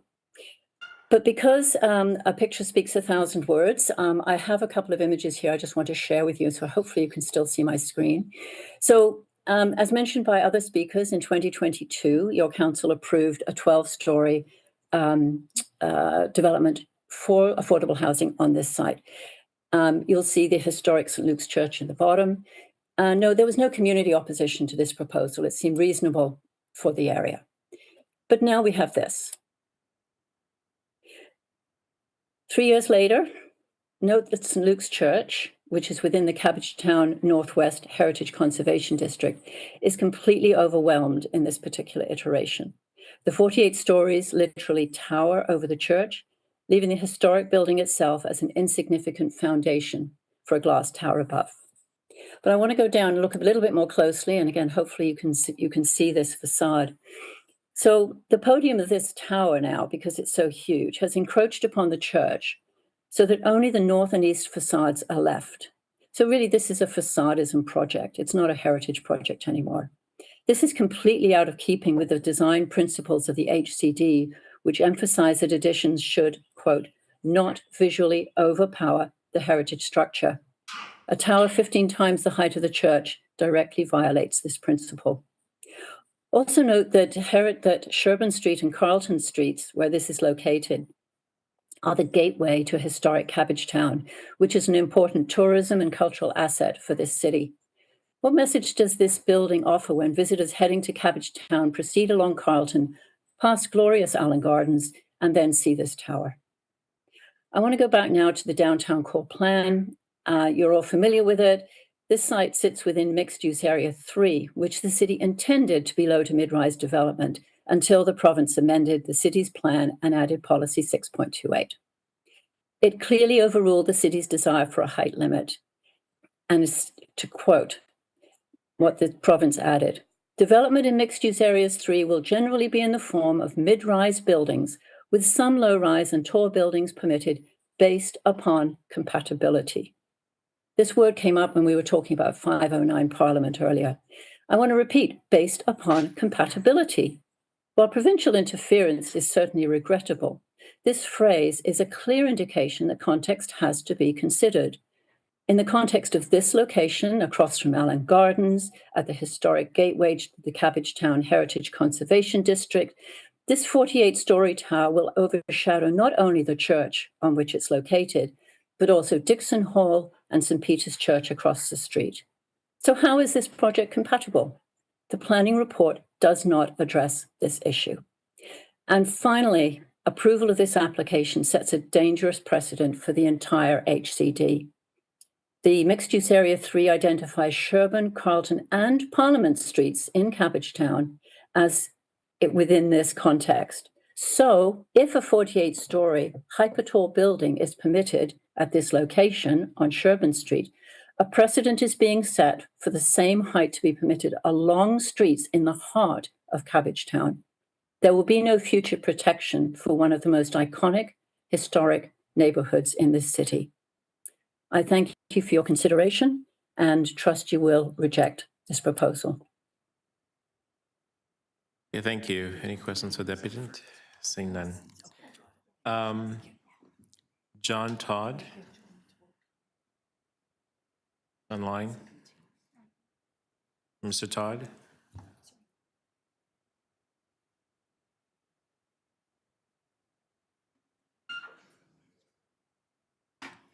Hello, am I unmuted now? Yeah, we could hear you. 5 minutes. Okay. And I've got a screen to share. Okay.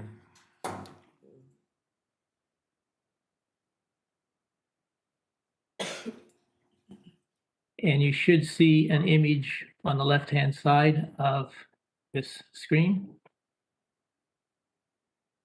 It hasn't come up yet. Okay, the image you'll see in a moment is the image that was provided with respect to the original proposal that was accepted a couple of years ago.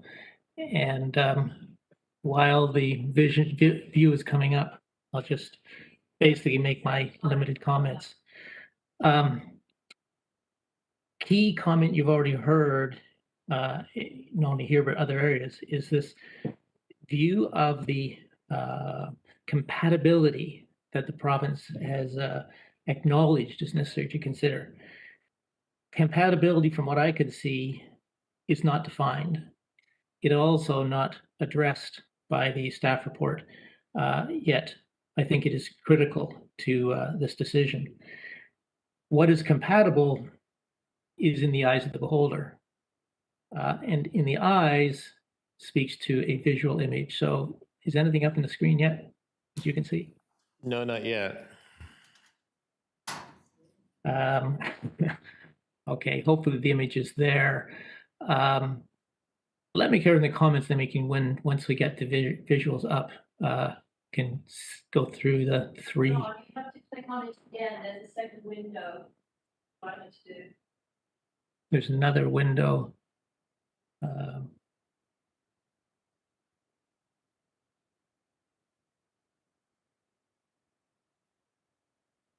Start video. Sorry, I had not clicked on start video. Yeah, we can see you now. Okay, good. I have started the. You have to share your screen, but you can just speak to it. I mean, we saw the speaker before you did show some images of the proposal. So we're share. aware of Okay, that. so I've clicked mute. I've clicked the second button, and the third one is share. Okay.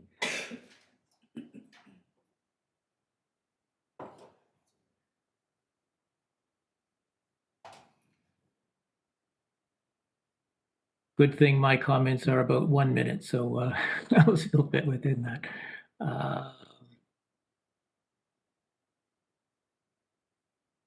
Okay, we see the image. Okay, and I just need to start this slideshow again. Okay.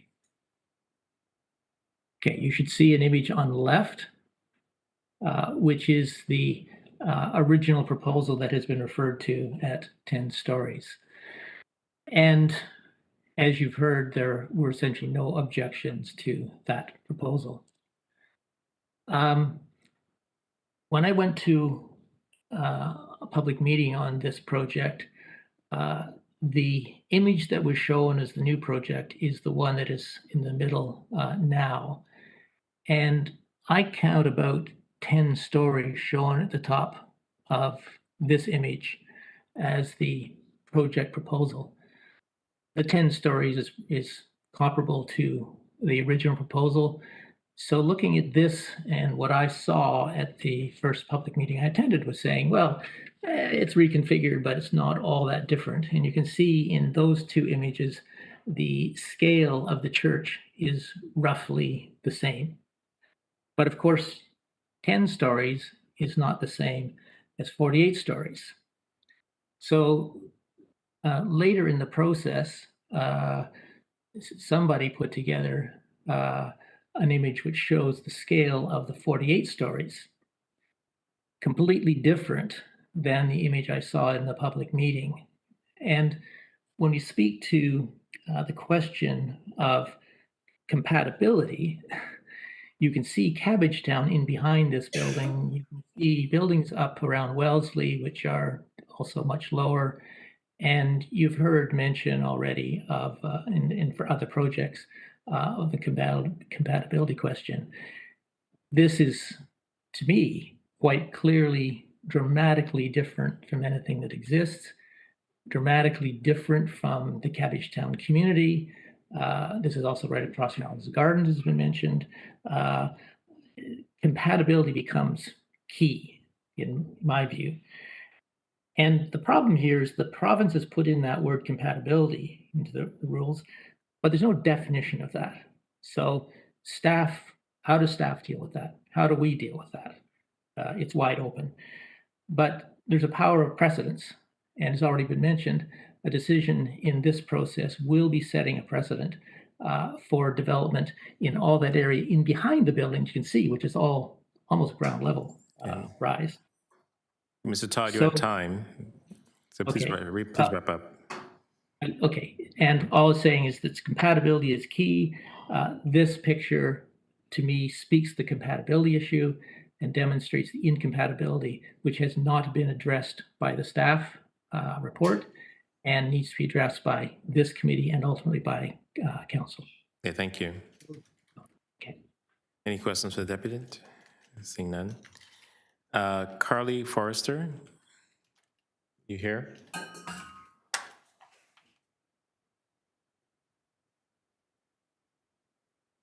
Okay, 5 minutes. Thank you, Mr. Speaker. I have with me, just to help with consolidating time, Katie Hickey from Bousfields and David Constable, also from Kindred Works. I just wanted to... You're all unlisted here? Yeah, we just figured we'd come up together to answer questions, and then should there be additional questions later on, we have additional time to address those. Okay, so Katie and David. David. I don't see David here. Constable. Yes. Okay, thank you. All right, go ahead. Yeah, so thank I you. mean, together you technically have 15 minutes. We might reserve some of that for later on if additional questions come up. Okay, go ahead.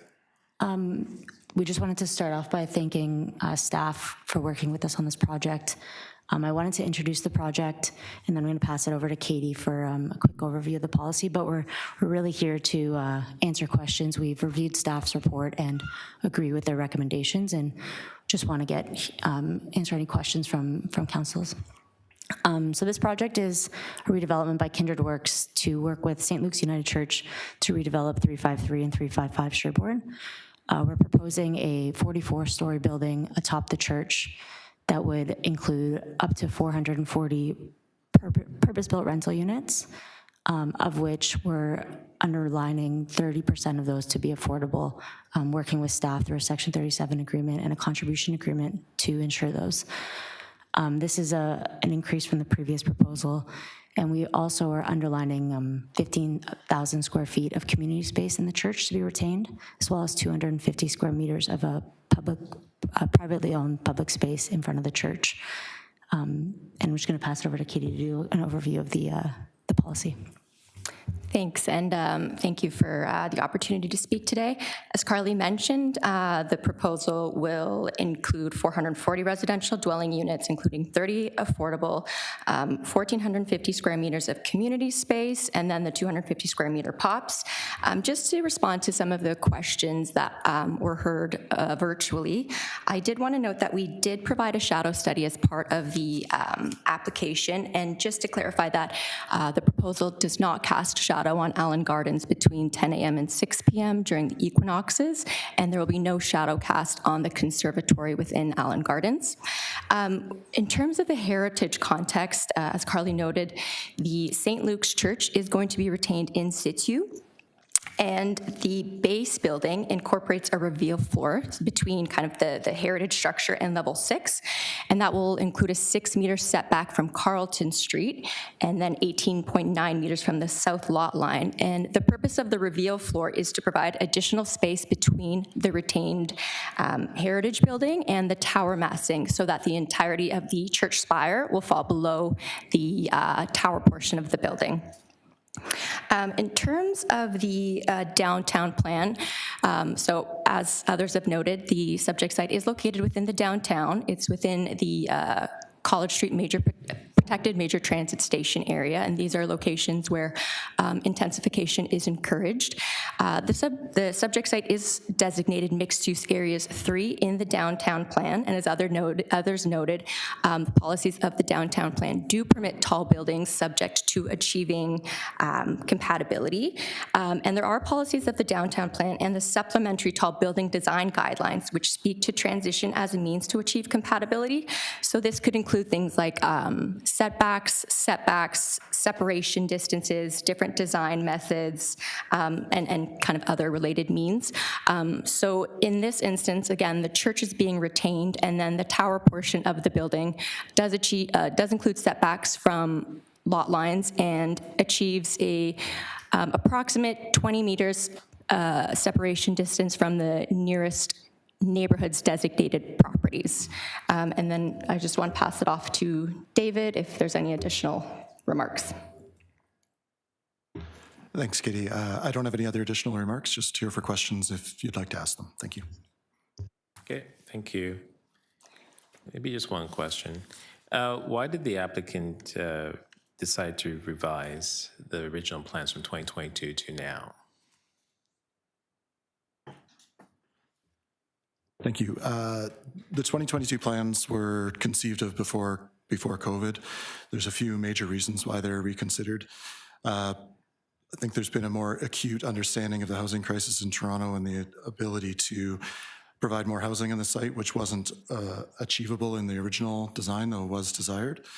The second one is that in the 2020, I say 2020 because that's when the design started of it, conception There was significant funding available through several federal programs for community spaces to be funded, which are no longer available and were not possible or not achievable on this project, primarily because they eliminated the ability for religious purposes to be there. Even though this is a community space that will be open to many different user groups, there still will be St. Luke's United Church will continue to operate within the building.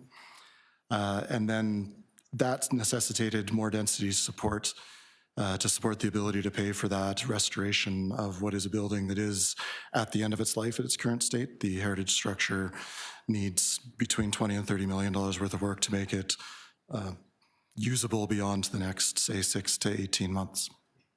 So those combined made it necessary to adjust to make a viable project to go forward. And remind me again how many affordable housing units will be in this new development? It's 30% of the units will be below market, and that equates to, I don't know the exact number.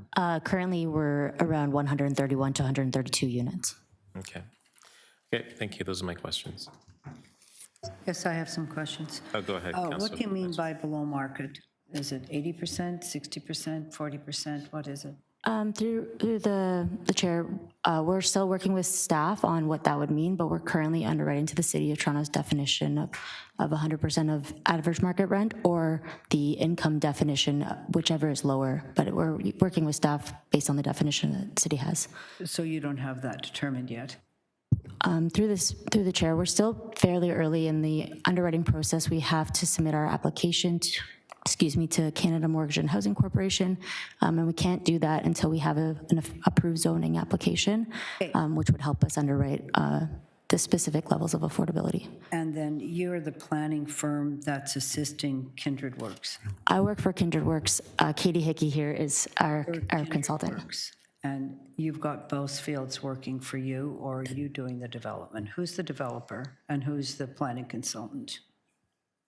Kindred Works is the developer, and Bowes Fields is the planning consultant. And have you ever built something of this nature before? Sorry? Have you ever built something of this? Is the St. Luke's an Anglican or a United? It's United Church, yep. It's a United Church, so that's part of the property, and Kindred Works is a United Church grouping set up for development. And where are the other developments that you've built? I know there's one in Hamilton, 40 units. Where else?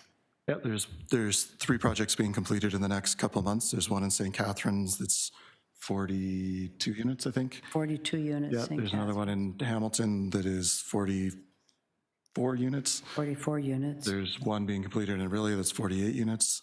There's one under construction in Ottawa right now that's 81 units.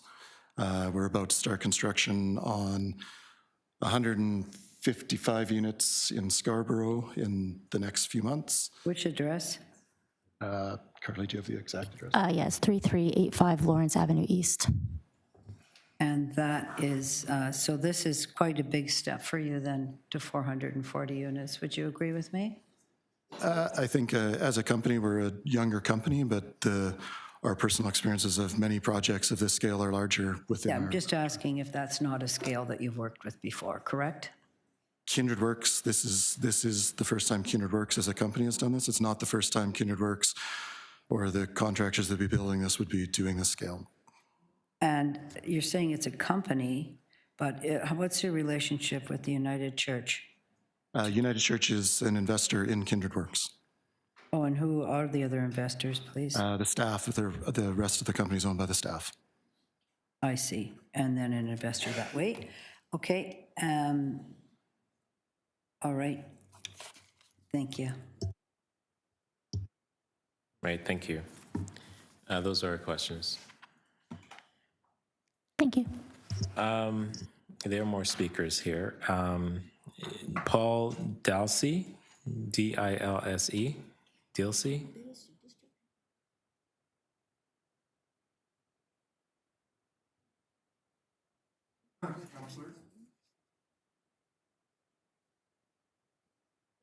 As your light, make sure the light is green on your mic. I'm Paul Diltz, a retired heritage planning consultant who has lived on Bleecker Street, a half block from the subject property for 44 years. In my career, I applied my professional urban planning degree to the conservation of historic buildings and areas in Southern Ontario. First, let's correct what is being proposed for St. Luke's Church, which has anchored the southeast corner of Sherbourne and Carleton Streets for nearly 140 years. The church will not be retained.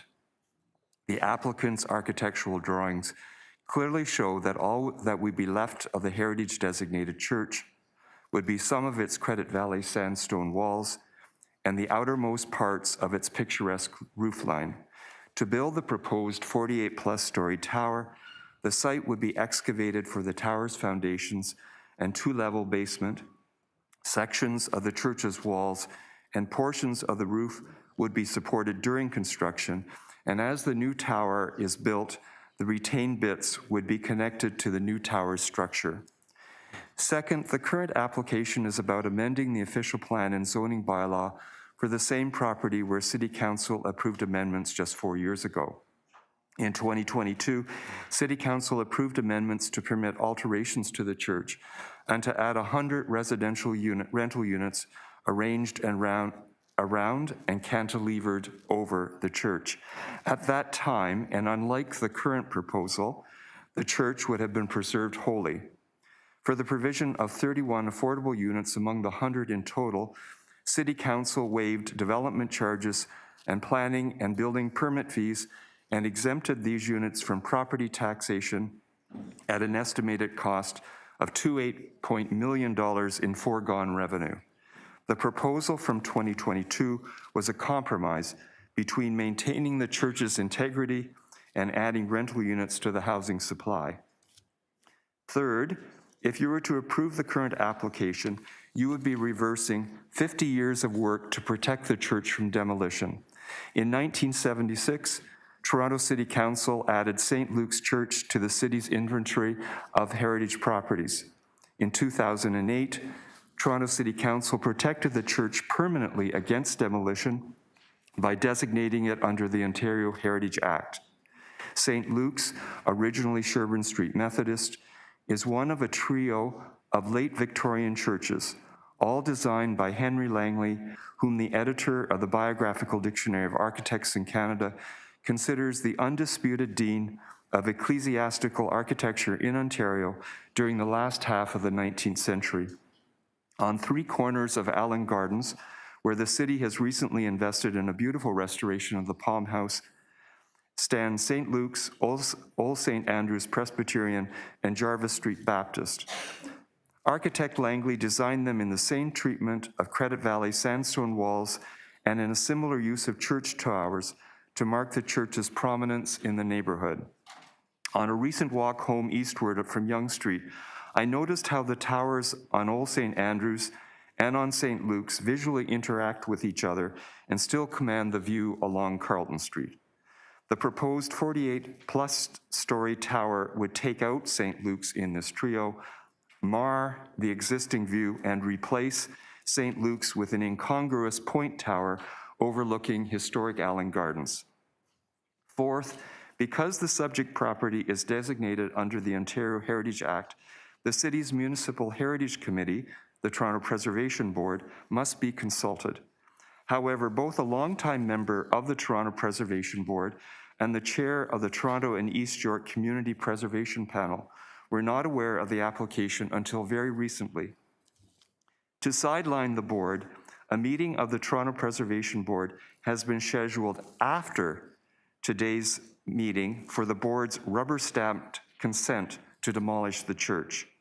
In addition to this abuse of the Ontario Heritage Act, city planners are advising you to pass two bylaws, an amendment to the official plan and a rezoning, that are contrary to the objectives set out in the statutory plan for the Heritage Conservation District where the church is located.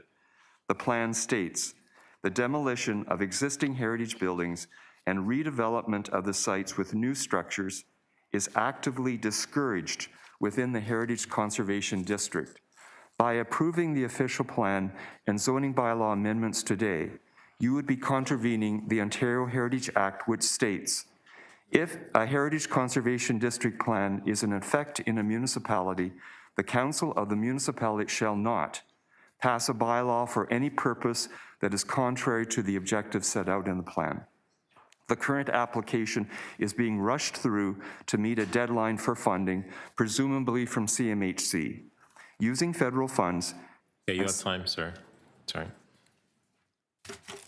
I'll allow you to continue. Go ahead. The current application is being rushed through to meet a deadline for funding, presumably from CMHC. Using federal funds and city financial incentives to demolish a heritage-designated church in a heritage conservation district is indefensible. I urge you to reject the current application. Okay, thank you. Seeing no other questions, thank you. Jeanette Porter, are you here? Online?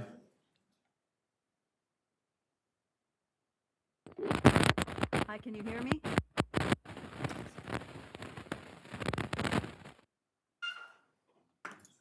Jeanette?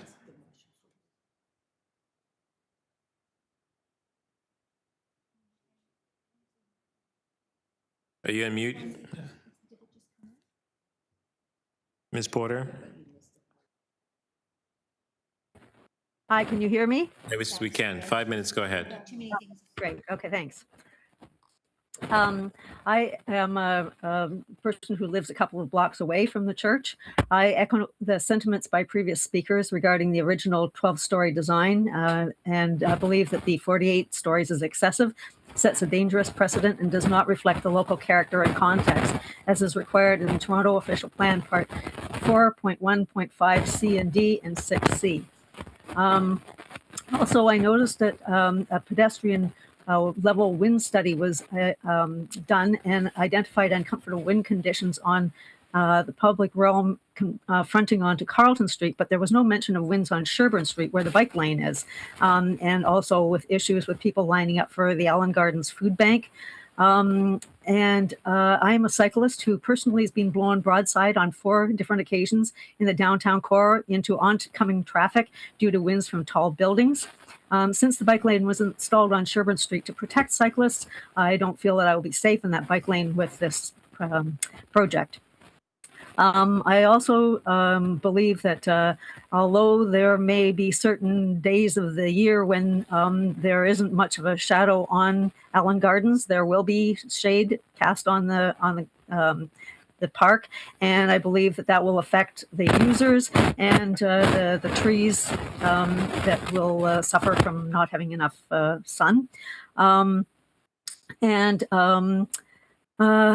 As to access for the laneways, although there's going to be a laneway on the south side of the building to access the underground parking, that access will also be used by residents from the Central Hospital Lane and Dr. O Lane, which are both only one wide enough for one car width. And yes, they will be widening part of the Central Hospital Lane, but they can't do much with another part of it that is impacted by other buildings. So I'm not sure how they're going to handle that. I'm also not sure with regard to the narrow laneways where they're going to be placing the garbage and how they're going to be disposing with that. I've also done some math, considering that there's about 440 units, and that means that it's a minimum of 440 people living in there. And having gone through some stats and subtracting people working from home, retired people, children aged 0 to 14 years, et cetera, and the number of people who take TTC, we're going to have at least a minimum of 139 people who will likely have cars. There are only 39 parking spaces total, and only 28 of those are going to be used by residents.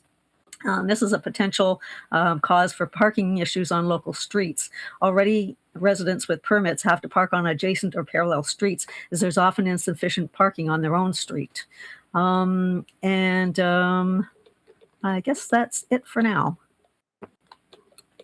Thank you very much. Any questions for the deputant?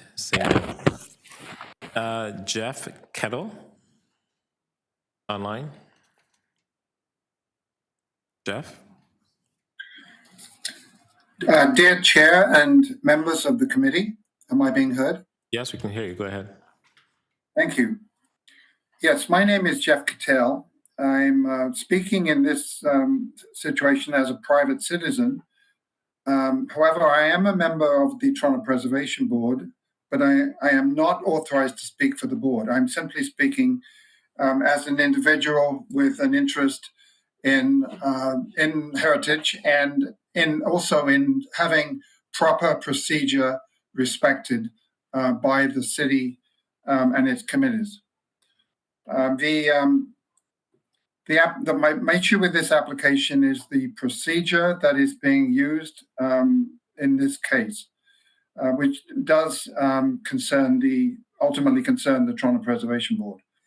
In 1976, Toronto City Council added St. Luke's Church to the city's inventory of heritage properties.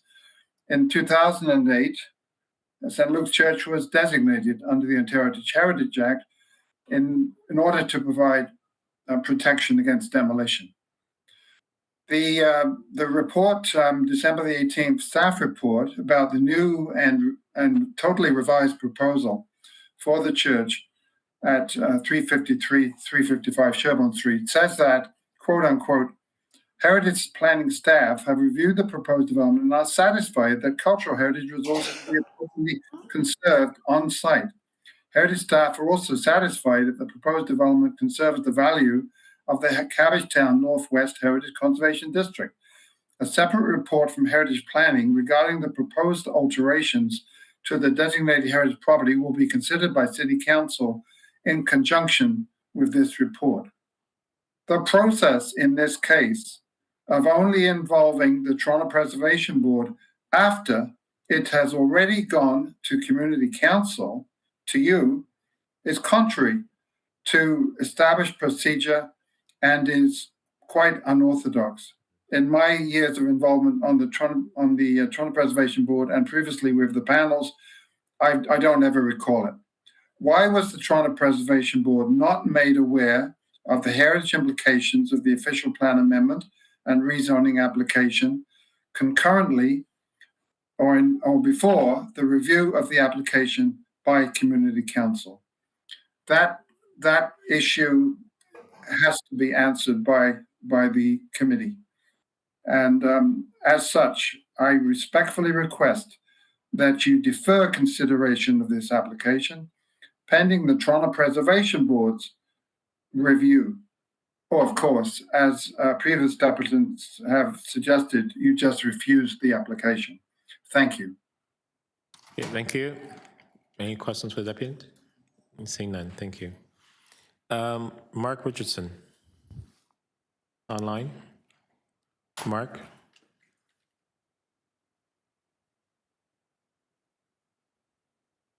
Can you see me? Can you hear me? Yes, we can. 5 minutes. Go ahead.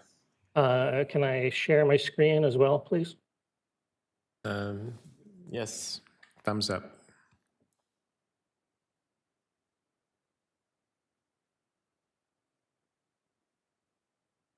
Okay, go ahead. We can see your screen. Okay, great. Thank you. Members of the Toronto East York Community Council, our Housing Now TO Civic Tech volunteers have attended the various public meetings with city planning about the planned redevelopment at St. Luke's United Church on the southeast corner of Sherbourne and Gerrard. Our volunteers have also reviewed all of the available public documents made available on the city's AIC website about this proposed site for the inclusion of new affordable rental housing in Cabbagetown. Unlike some of the previous speakers you've heard from today, we fully support this application's request for both an official plan and zoning bylaw amendment on this site, and we are particularly impressed by the quality of the Affordable Housing Partnership Agreement as detailed in the approved report by the city planning staff, and that this agreement will be secured via a robust Section 37 deal. As you can see from this chart that we've appended, you're getting a large number of additional units. You're getting a large number of additional bedrooms. You're getting over 100 extra affordable housing units by making these changes on a piece of private land that you don't own as the city. Considering that this is an urban infill development that's located on private property inside a protected major transit station area within Toronto Centre, which is a highly well-serviced part of the city. It retains what I will consider the key heritage elements in the community use of the old church. You can't retain 100% of this church. This church is, reaching well beyond the end of its life.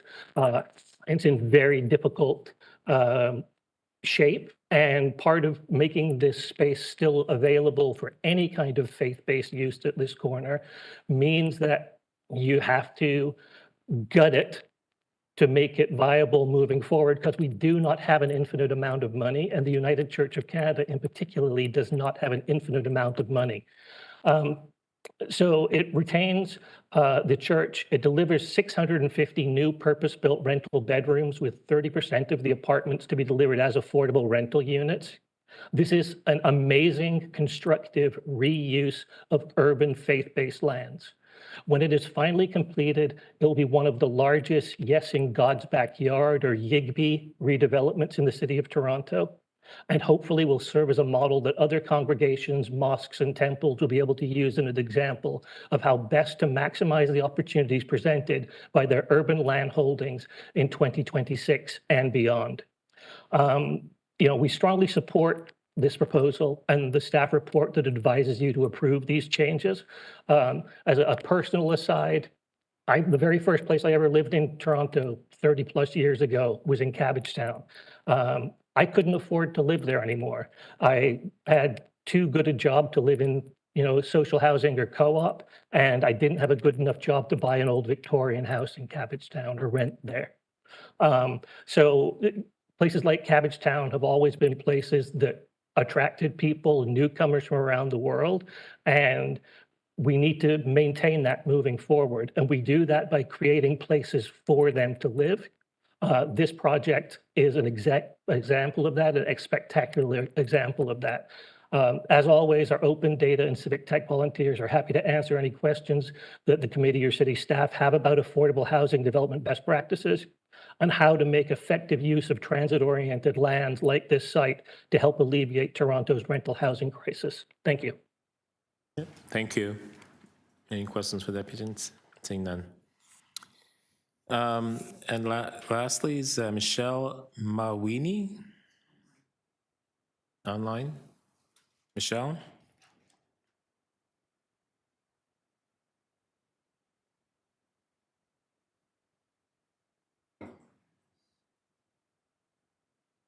Yeah, Michelle, go ahead.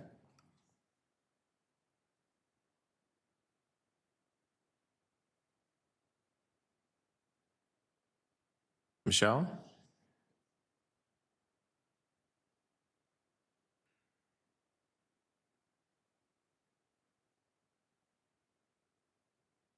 Okay. Michelle, going once, going twice? Going a third time. Michelle? Okay. Okay, that was the last of the speakers.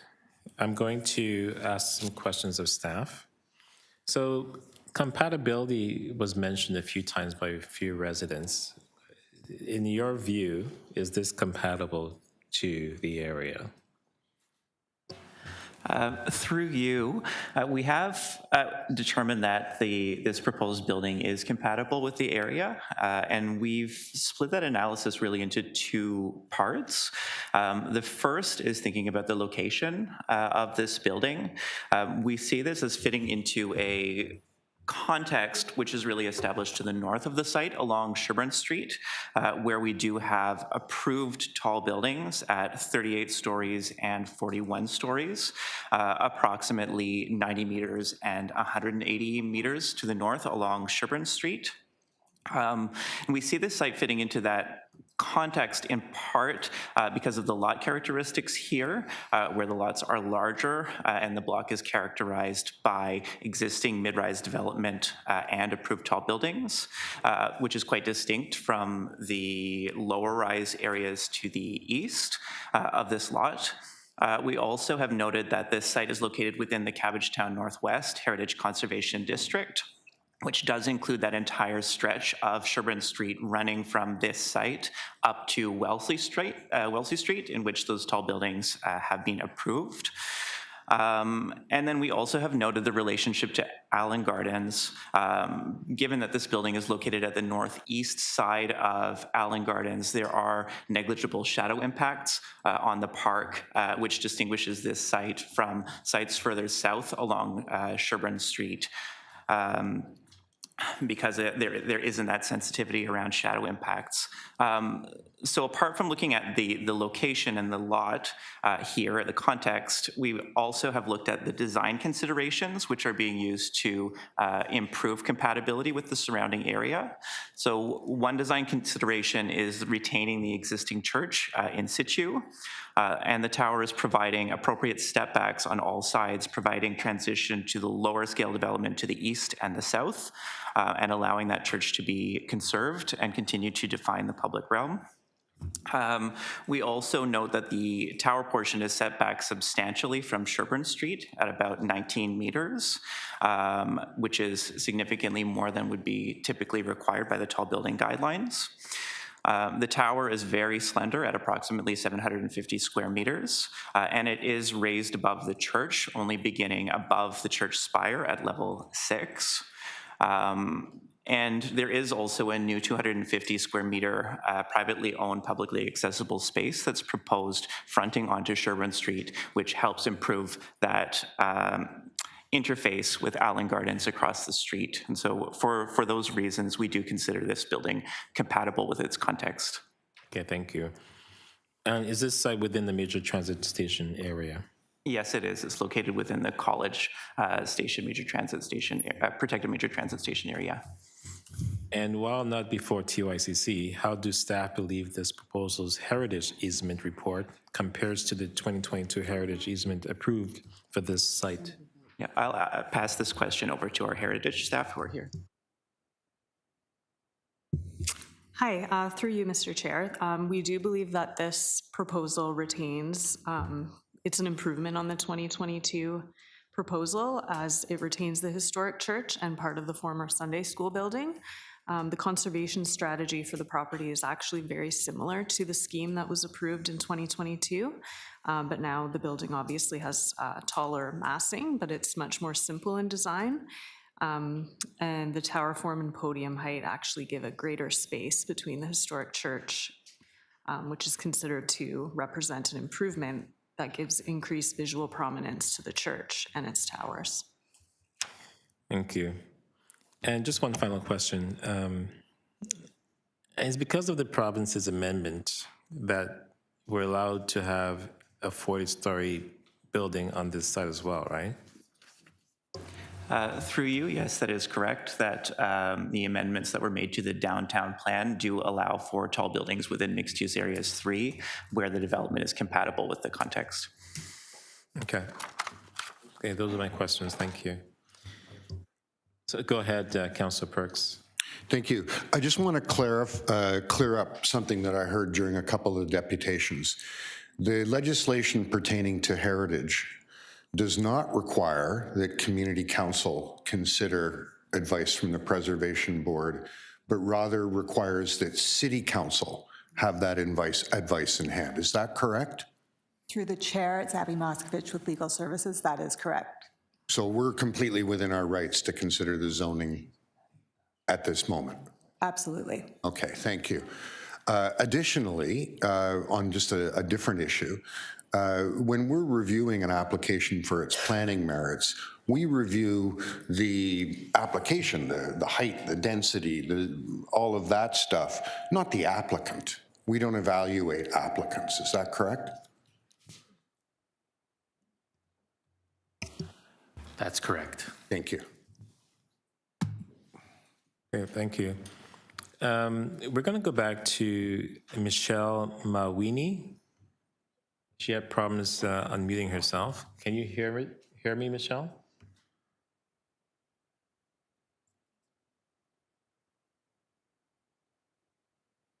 Michelle?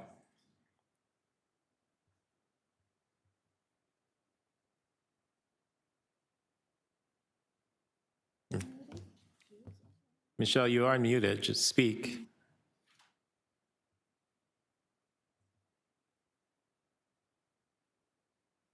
Michelle? Okay,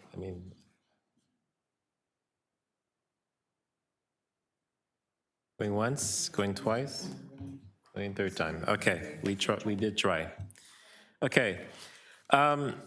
Really, I'm of two minds when it comes to this application. I was very pleased with the original application back in 2022. And this, again, change happened quickly for us.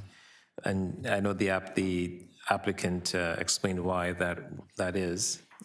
And I do see the benefits of the change in regards to having over 130 plus affordable units here as well. I know we are in a housing crisis. And I'm pleased to hear that this will not impact Allen Gardens in regards to shadows as well. That, for me, that's always a concern. And when it comes to other applications around the park, I've also made sure that the park has been protected, especially with the investment the city has made in the Palm House. So that's a positive. But really, even though I have to take away my personal opinion as to how I feel about this application and look at it, as a counselor here around this table, and looking within what the province has given us in regards to the Planning Act, there's no reason for us not to really approve this application in the way that it is presented to us. So with that, I will have to recommend that I'm going to adopt staff's recommendation on this item. Any other speakers on this item? No? Okay. All those in favor? Opposed? Carried. All right. The next item is item 28.13, zoning bylaw amendment for garden suites on Park Mount Road facing Craven Roads, final report. We have a speaker on this item. We do. Yvonne McKinnon, are you here? Going to adjourn this. Yvonne McKinnon? You dropped off, okay. Councilor Fletcher, that's your item. Thank you. I do have a motion, and clerks have helped me with that. It's not a referral, it's an adjournment, so we don't have to give public notice again. Also, for this exercise, which staff have been so great on, we found out there's some amazing advantages for a through lot meeting a city street. And I'd like to make sure that that's captured in the report that's coming next time, Chair. So with that, I'll move this motion, and it'll be adjourned to whatever the following meeting is. Okay, all those in favor? Opposed? Carried. T 20.14, 147 to 151 Liberty Street and 54 to 68 Fraser Avenue, official plan and zoning bylaw amendment application. Councillor Malik, Deputy Mayor Malik. I'd like to move the staff recommendations, please. All those in favor? Opposed? Carried. T 20.15, 280 Commissioners Street, official plan amendment. Councillor Fletcher. Send to council without recommendation, please. All those in favor? Opposed? Carried. T 20.16, 1423 Dufferin Street residential demolition application. Councillor Bravo. Thank you, Chair. I have a motion. Okay.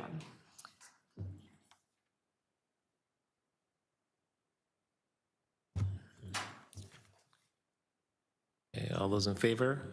Opposed? Carried as amended? No, that's it. Okay. T 20.17, 835 Queen Street West, residential demolition application. There is one speaker on this item, Mike Drawer from Partner Bosfields Incorporated. You here online? Good afternoon. Can you hear me okay? And 5 minutes, go ahead. Thank you very much. Good morning, members of Community Council. My name is Mike Drawer. I should say good afternoon. Mike Drawer, I'm a partner and registered professional planner with Bosfields, and I'm here as the planner for the owner. I was also here back on November 27th of this past year, where the same application was deferred by Community Council to this meeting. Our understanding was that the reason for the deferral at the time was that there was some communication with Toronto Buildings that the shoring and excavation permit, which is a requirement for the demo permit to be issued by staff, but that was going to be issued imminently by staff, and therefore there was no need for community council to approve the demo permit because it would be imminently issued once the shoring permit was issued.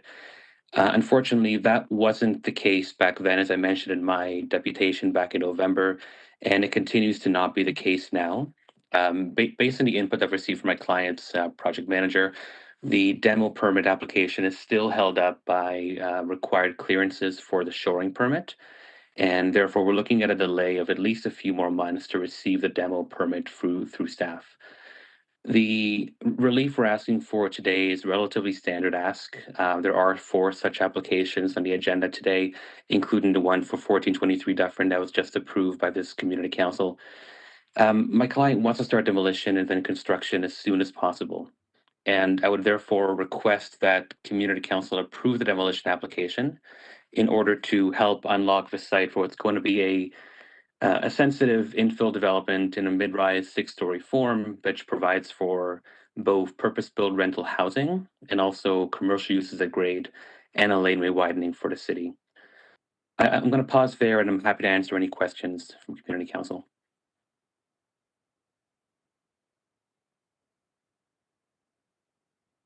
Okay, thank you. Any questions from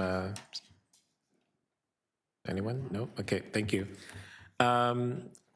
Deputy Mayor Malik, is your item. Yeah, I have an amendment, please. Okay.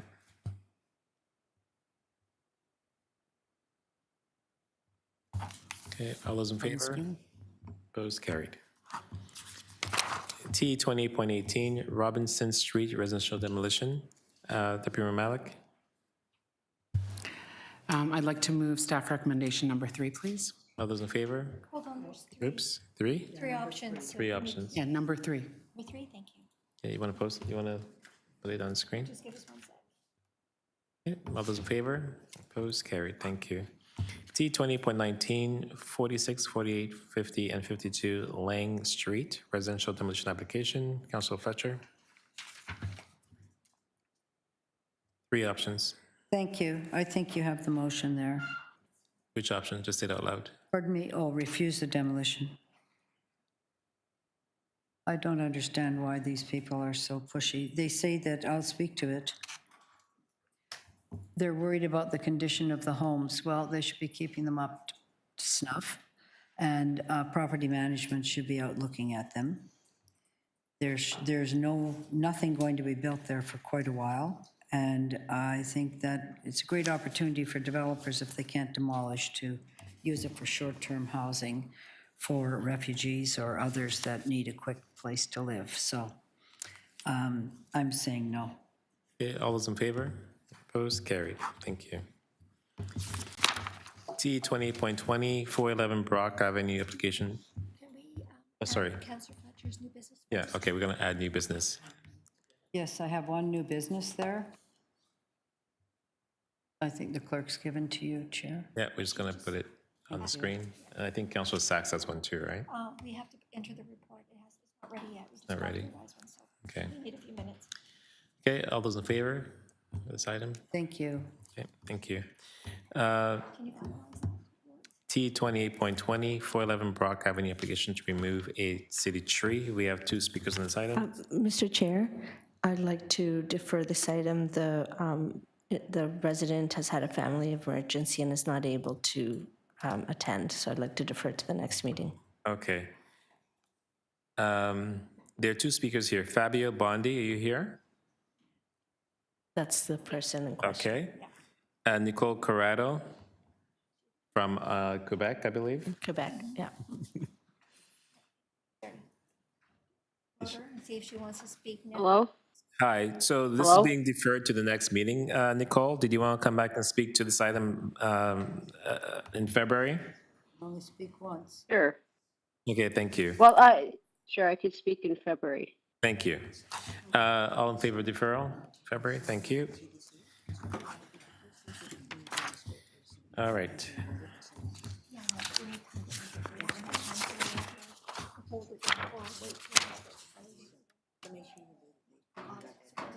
Thank you so much. That would be nice. 1 second.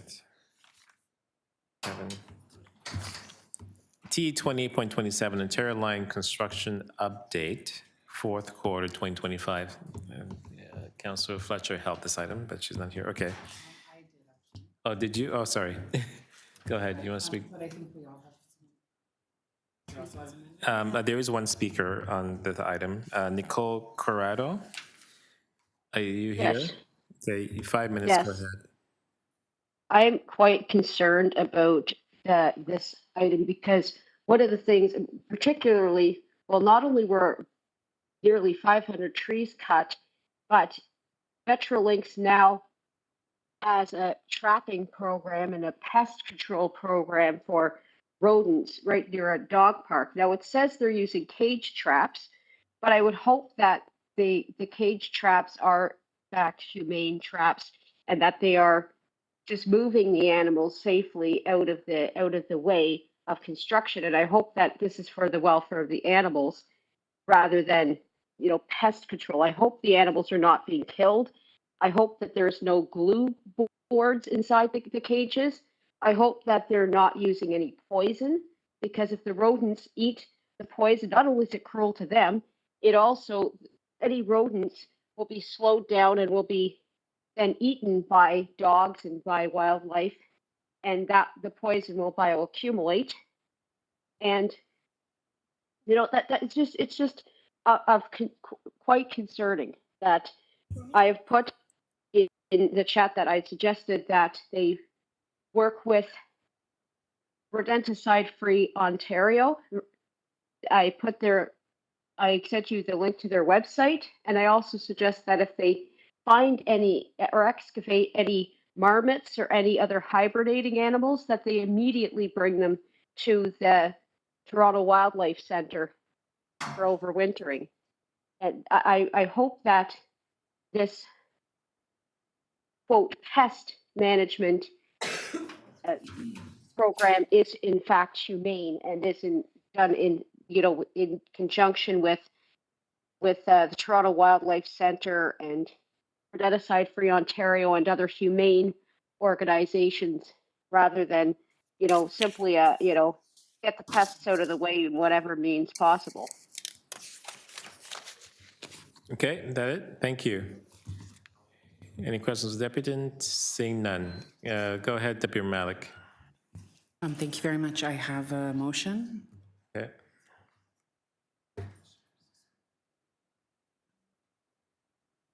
As we know, the next phase of this work along the Ontario line and with Metrolinx has a greater intensity.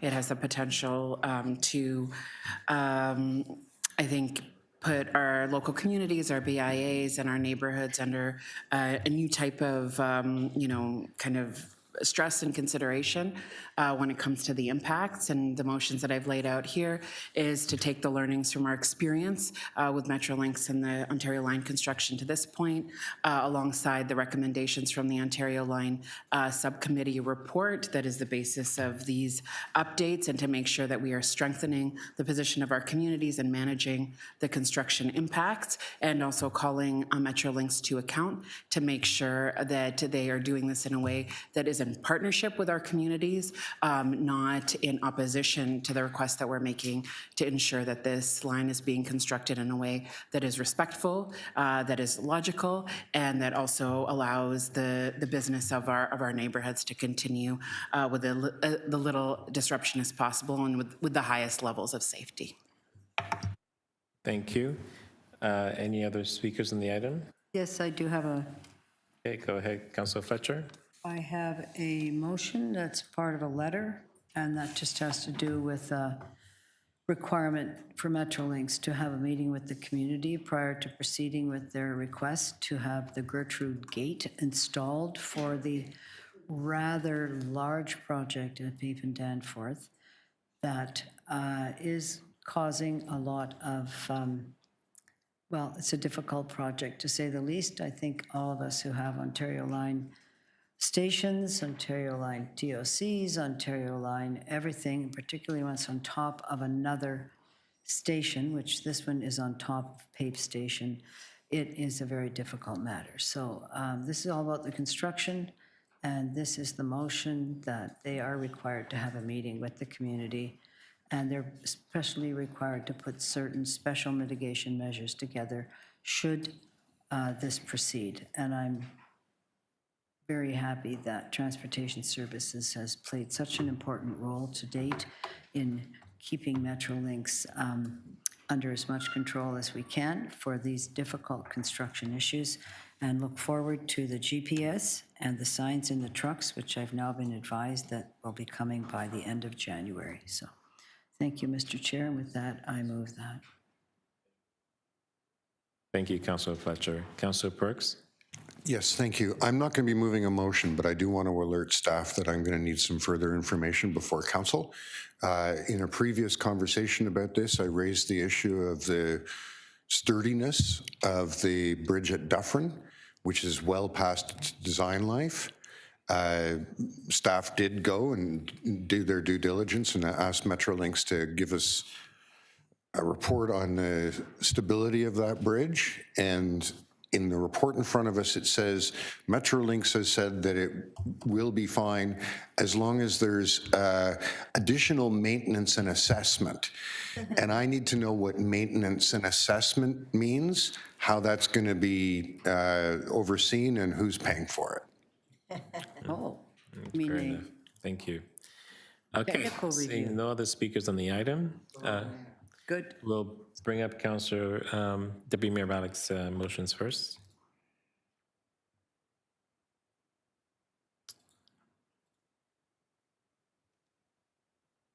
Okay, all those in favor of that item? Opposed? Carried? I think it was Councillor Fletcher, right? Yep. That is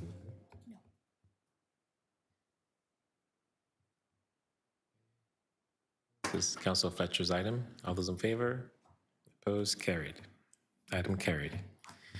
Okay, next item is T 28.28, Sidewalks Network in Liberty Village Missing Link. Deputy Mayor Malik? Yeah, thank you. I have a motion.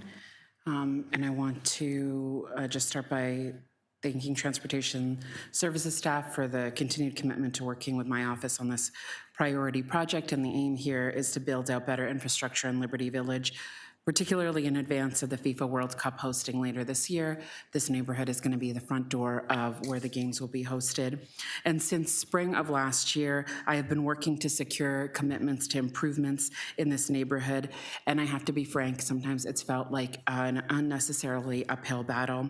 And I'm glad to have been able to share with staff the needs of the community and to be able to continually advocate alongside our residents associations, our local BIAs, and neighbors who have shared their concerns with us over the many months and years, and also to look together at what the opportunity ahead of us can provide in addressing those concerns. We have a plan now that I'm hopeful about to build out some key interim infrastructure in this community in the form of quick build sidewalks on Liberty Street, and to demonstrate that we can do big, bold things in this neighborhood when we have the collective vision for it together, and to be using every opportunity that we have to do that and to actually land it. I want to be clear that this is a big win for Liberty Village, that we should be proud of everyone who's been a part of it and part of the conversations and at the table. And I also want to be clear that this is the first step towards that more permanent build out of new sidewalks and that critical community infrastructure that also needs to be a legacy of the hosting of the games. My amendments are aimed at ensuring we enable a more complete consultation on the west side of the neighborhood to deliver interim sidewalks, consulting with our local partners on how best to do it, and following up to deliver some of the other commitments that have been raised around public art, accountability, and to do more. Thank you very much. Thank you. Let's put the item on the screen.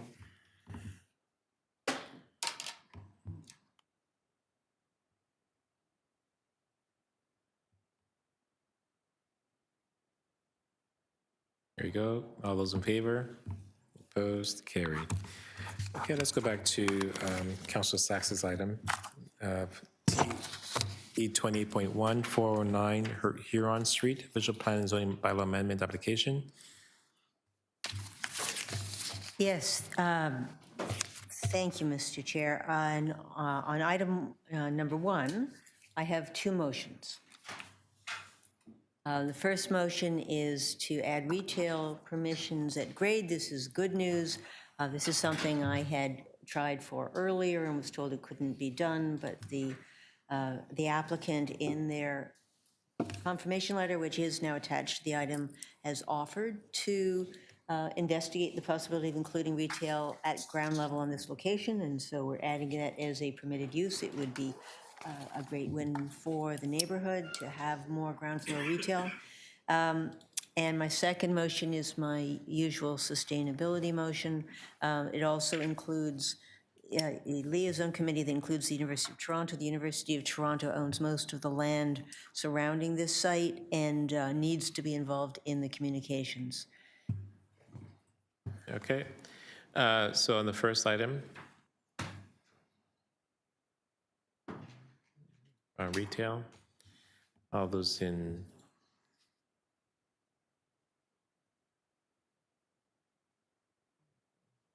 favor? Opposed, carried. Second item. Second motion.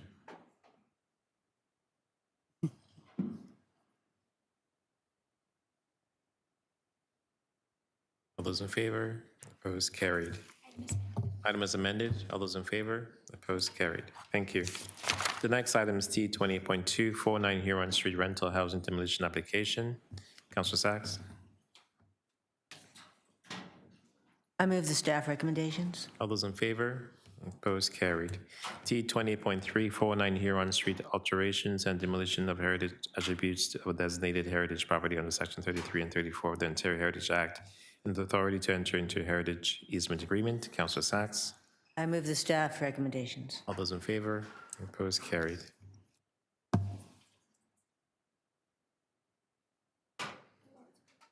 Councillor Sachs has a new business item we're going to display. Yes, so this is something that came to me very late, and I just got a corrected one. It's to allow the TDC to get on with building a second exit for safety at the Summerhill subway station. Just waiting for it to be posted. There we go. All those in favor? Opposed, carried. I think that's it, except the new items, right? Am I missing anything? We also need a motion to extend. Yes. Can you put that up if we have it? Oh, we don't have it, just.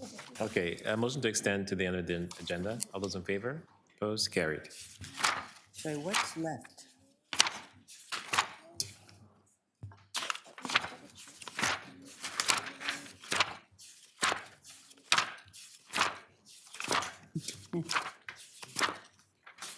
The loudest. Everyone's listening to you turn pages all over the internet. How many pages is Chris Moyse going to turn? How long do you think we've got? Chris, how much longer do you think? Just the new items, I think. Okay, I have. Give you 10 minutes, but I've got a bunch of stuff I have to do over lunch. Me too. You're like.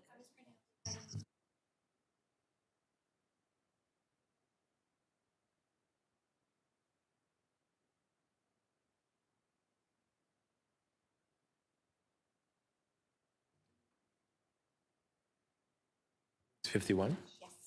Okay, installation of traffic calming measures on Kitchener Avenue.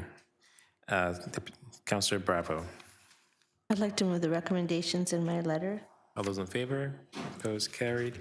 T 20.52, Metrolinx Osgood Station, Simcoe Street closure and temporary parking bylaw amendment on the public laneway south of Queen Street West between Simcoe Street and Duncan Street. Deputy Mayor Malik. Sorry, I'd like to move the recommendations in my letter, please. All those in favor? Opposed? Carried. T 28.53, protected pedestrian crossing Lakeshore Boulevard West and Fleet Street, Byston Street, Remembrance Drive. Deputy Mayor Malik.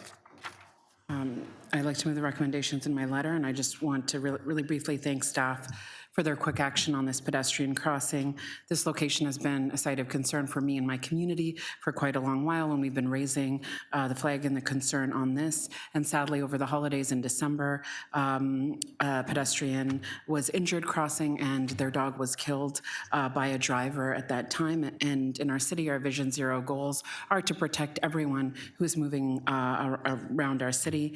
That means, that we should be able to count on taking a walk in our neighborhood and to be able to come home safely from that. This pedestrian crossing will complete an important connection between the Fort York neighborhood and the waterfront, linking pedestrians, transit, and cycling routes, and addressing some of these very key and serious safety concerns. And I want to thank staff from Transportation Services to work with me and my office to complete this important safety improvement in a timely way. Yeah, thank you. All those in favor? Opposed? Carried. T28.54, Queen and Broadview parking concerns. Councilor Fletcher. Yes, I'd like to move the recommendations in this letter. This has been a very unhappy project from Toronto Water and Toronto TTC. So hopefully we can get it back on track and not have such an impact in the neighborhood. Thank you. Yeah, all those in favor? Opposed? Carried. T28.55, Construction Staging Area TTC Summer Hill Station Second Exit Entrance Project. Councilor Sachs.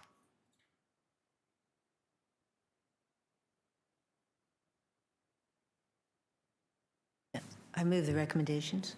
All those in favor? Opposed? Carried. And now the bills. Sorry, John Street.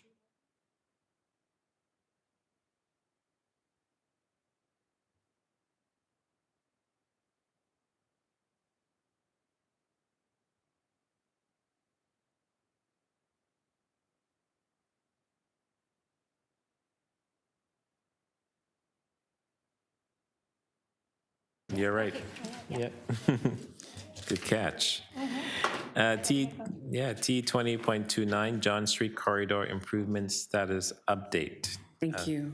Go ahead. I'd like to move the staff recommendations and just very briefly say that this has been a longstanding project to beautify John Street and a key corridor in our downtown. This is also almost 15 years in the making, and it's been designed to reflect the vibrancy of the neighborhood. I'm really glad to see the status update from staff and the city's commitment to holding the trust of the community on this project, to demonstrate how we're moving it forward without any further delays, and a plan to show that commitment to communication and to engagement with the neighborhood as well. And I'm looking forward to continuing to champion moving that forward. Thank you. Thank you. Don't leave yet, folks. We still have to vote on this and then do the bills. All those in favor? Opposed? Carried. Okay, that bills 13, bills 23 to 43, and bills 45 to 49, and bills 51 to 54 prepared for the January 13, 2026 meeting 28 of the Toronto and East York Community Council be declared by bylaw and passed subject to section 226.9 of the City of Toronto Act 2006. All those in favor? Opposed? Carried. That confirmatory bills to confirm the legislative proceedings of the Toronto and East York Community Council acting under delegated authority to meeting 28 on January 13, 2026 be declared as bylaws and passed subject to section 226.9 of the City of Toronto Act 2006. All those in favor? Opposed? Carried. Thank you, everybody, and thank you to staff. Thank you.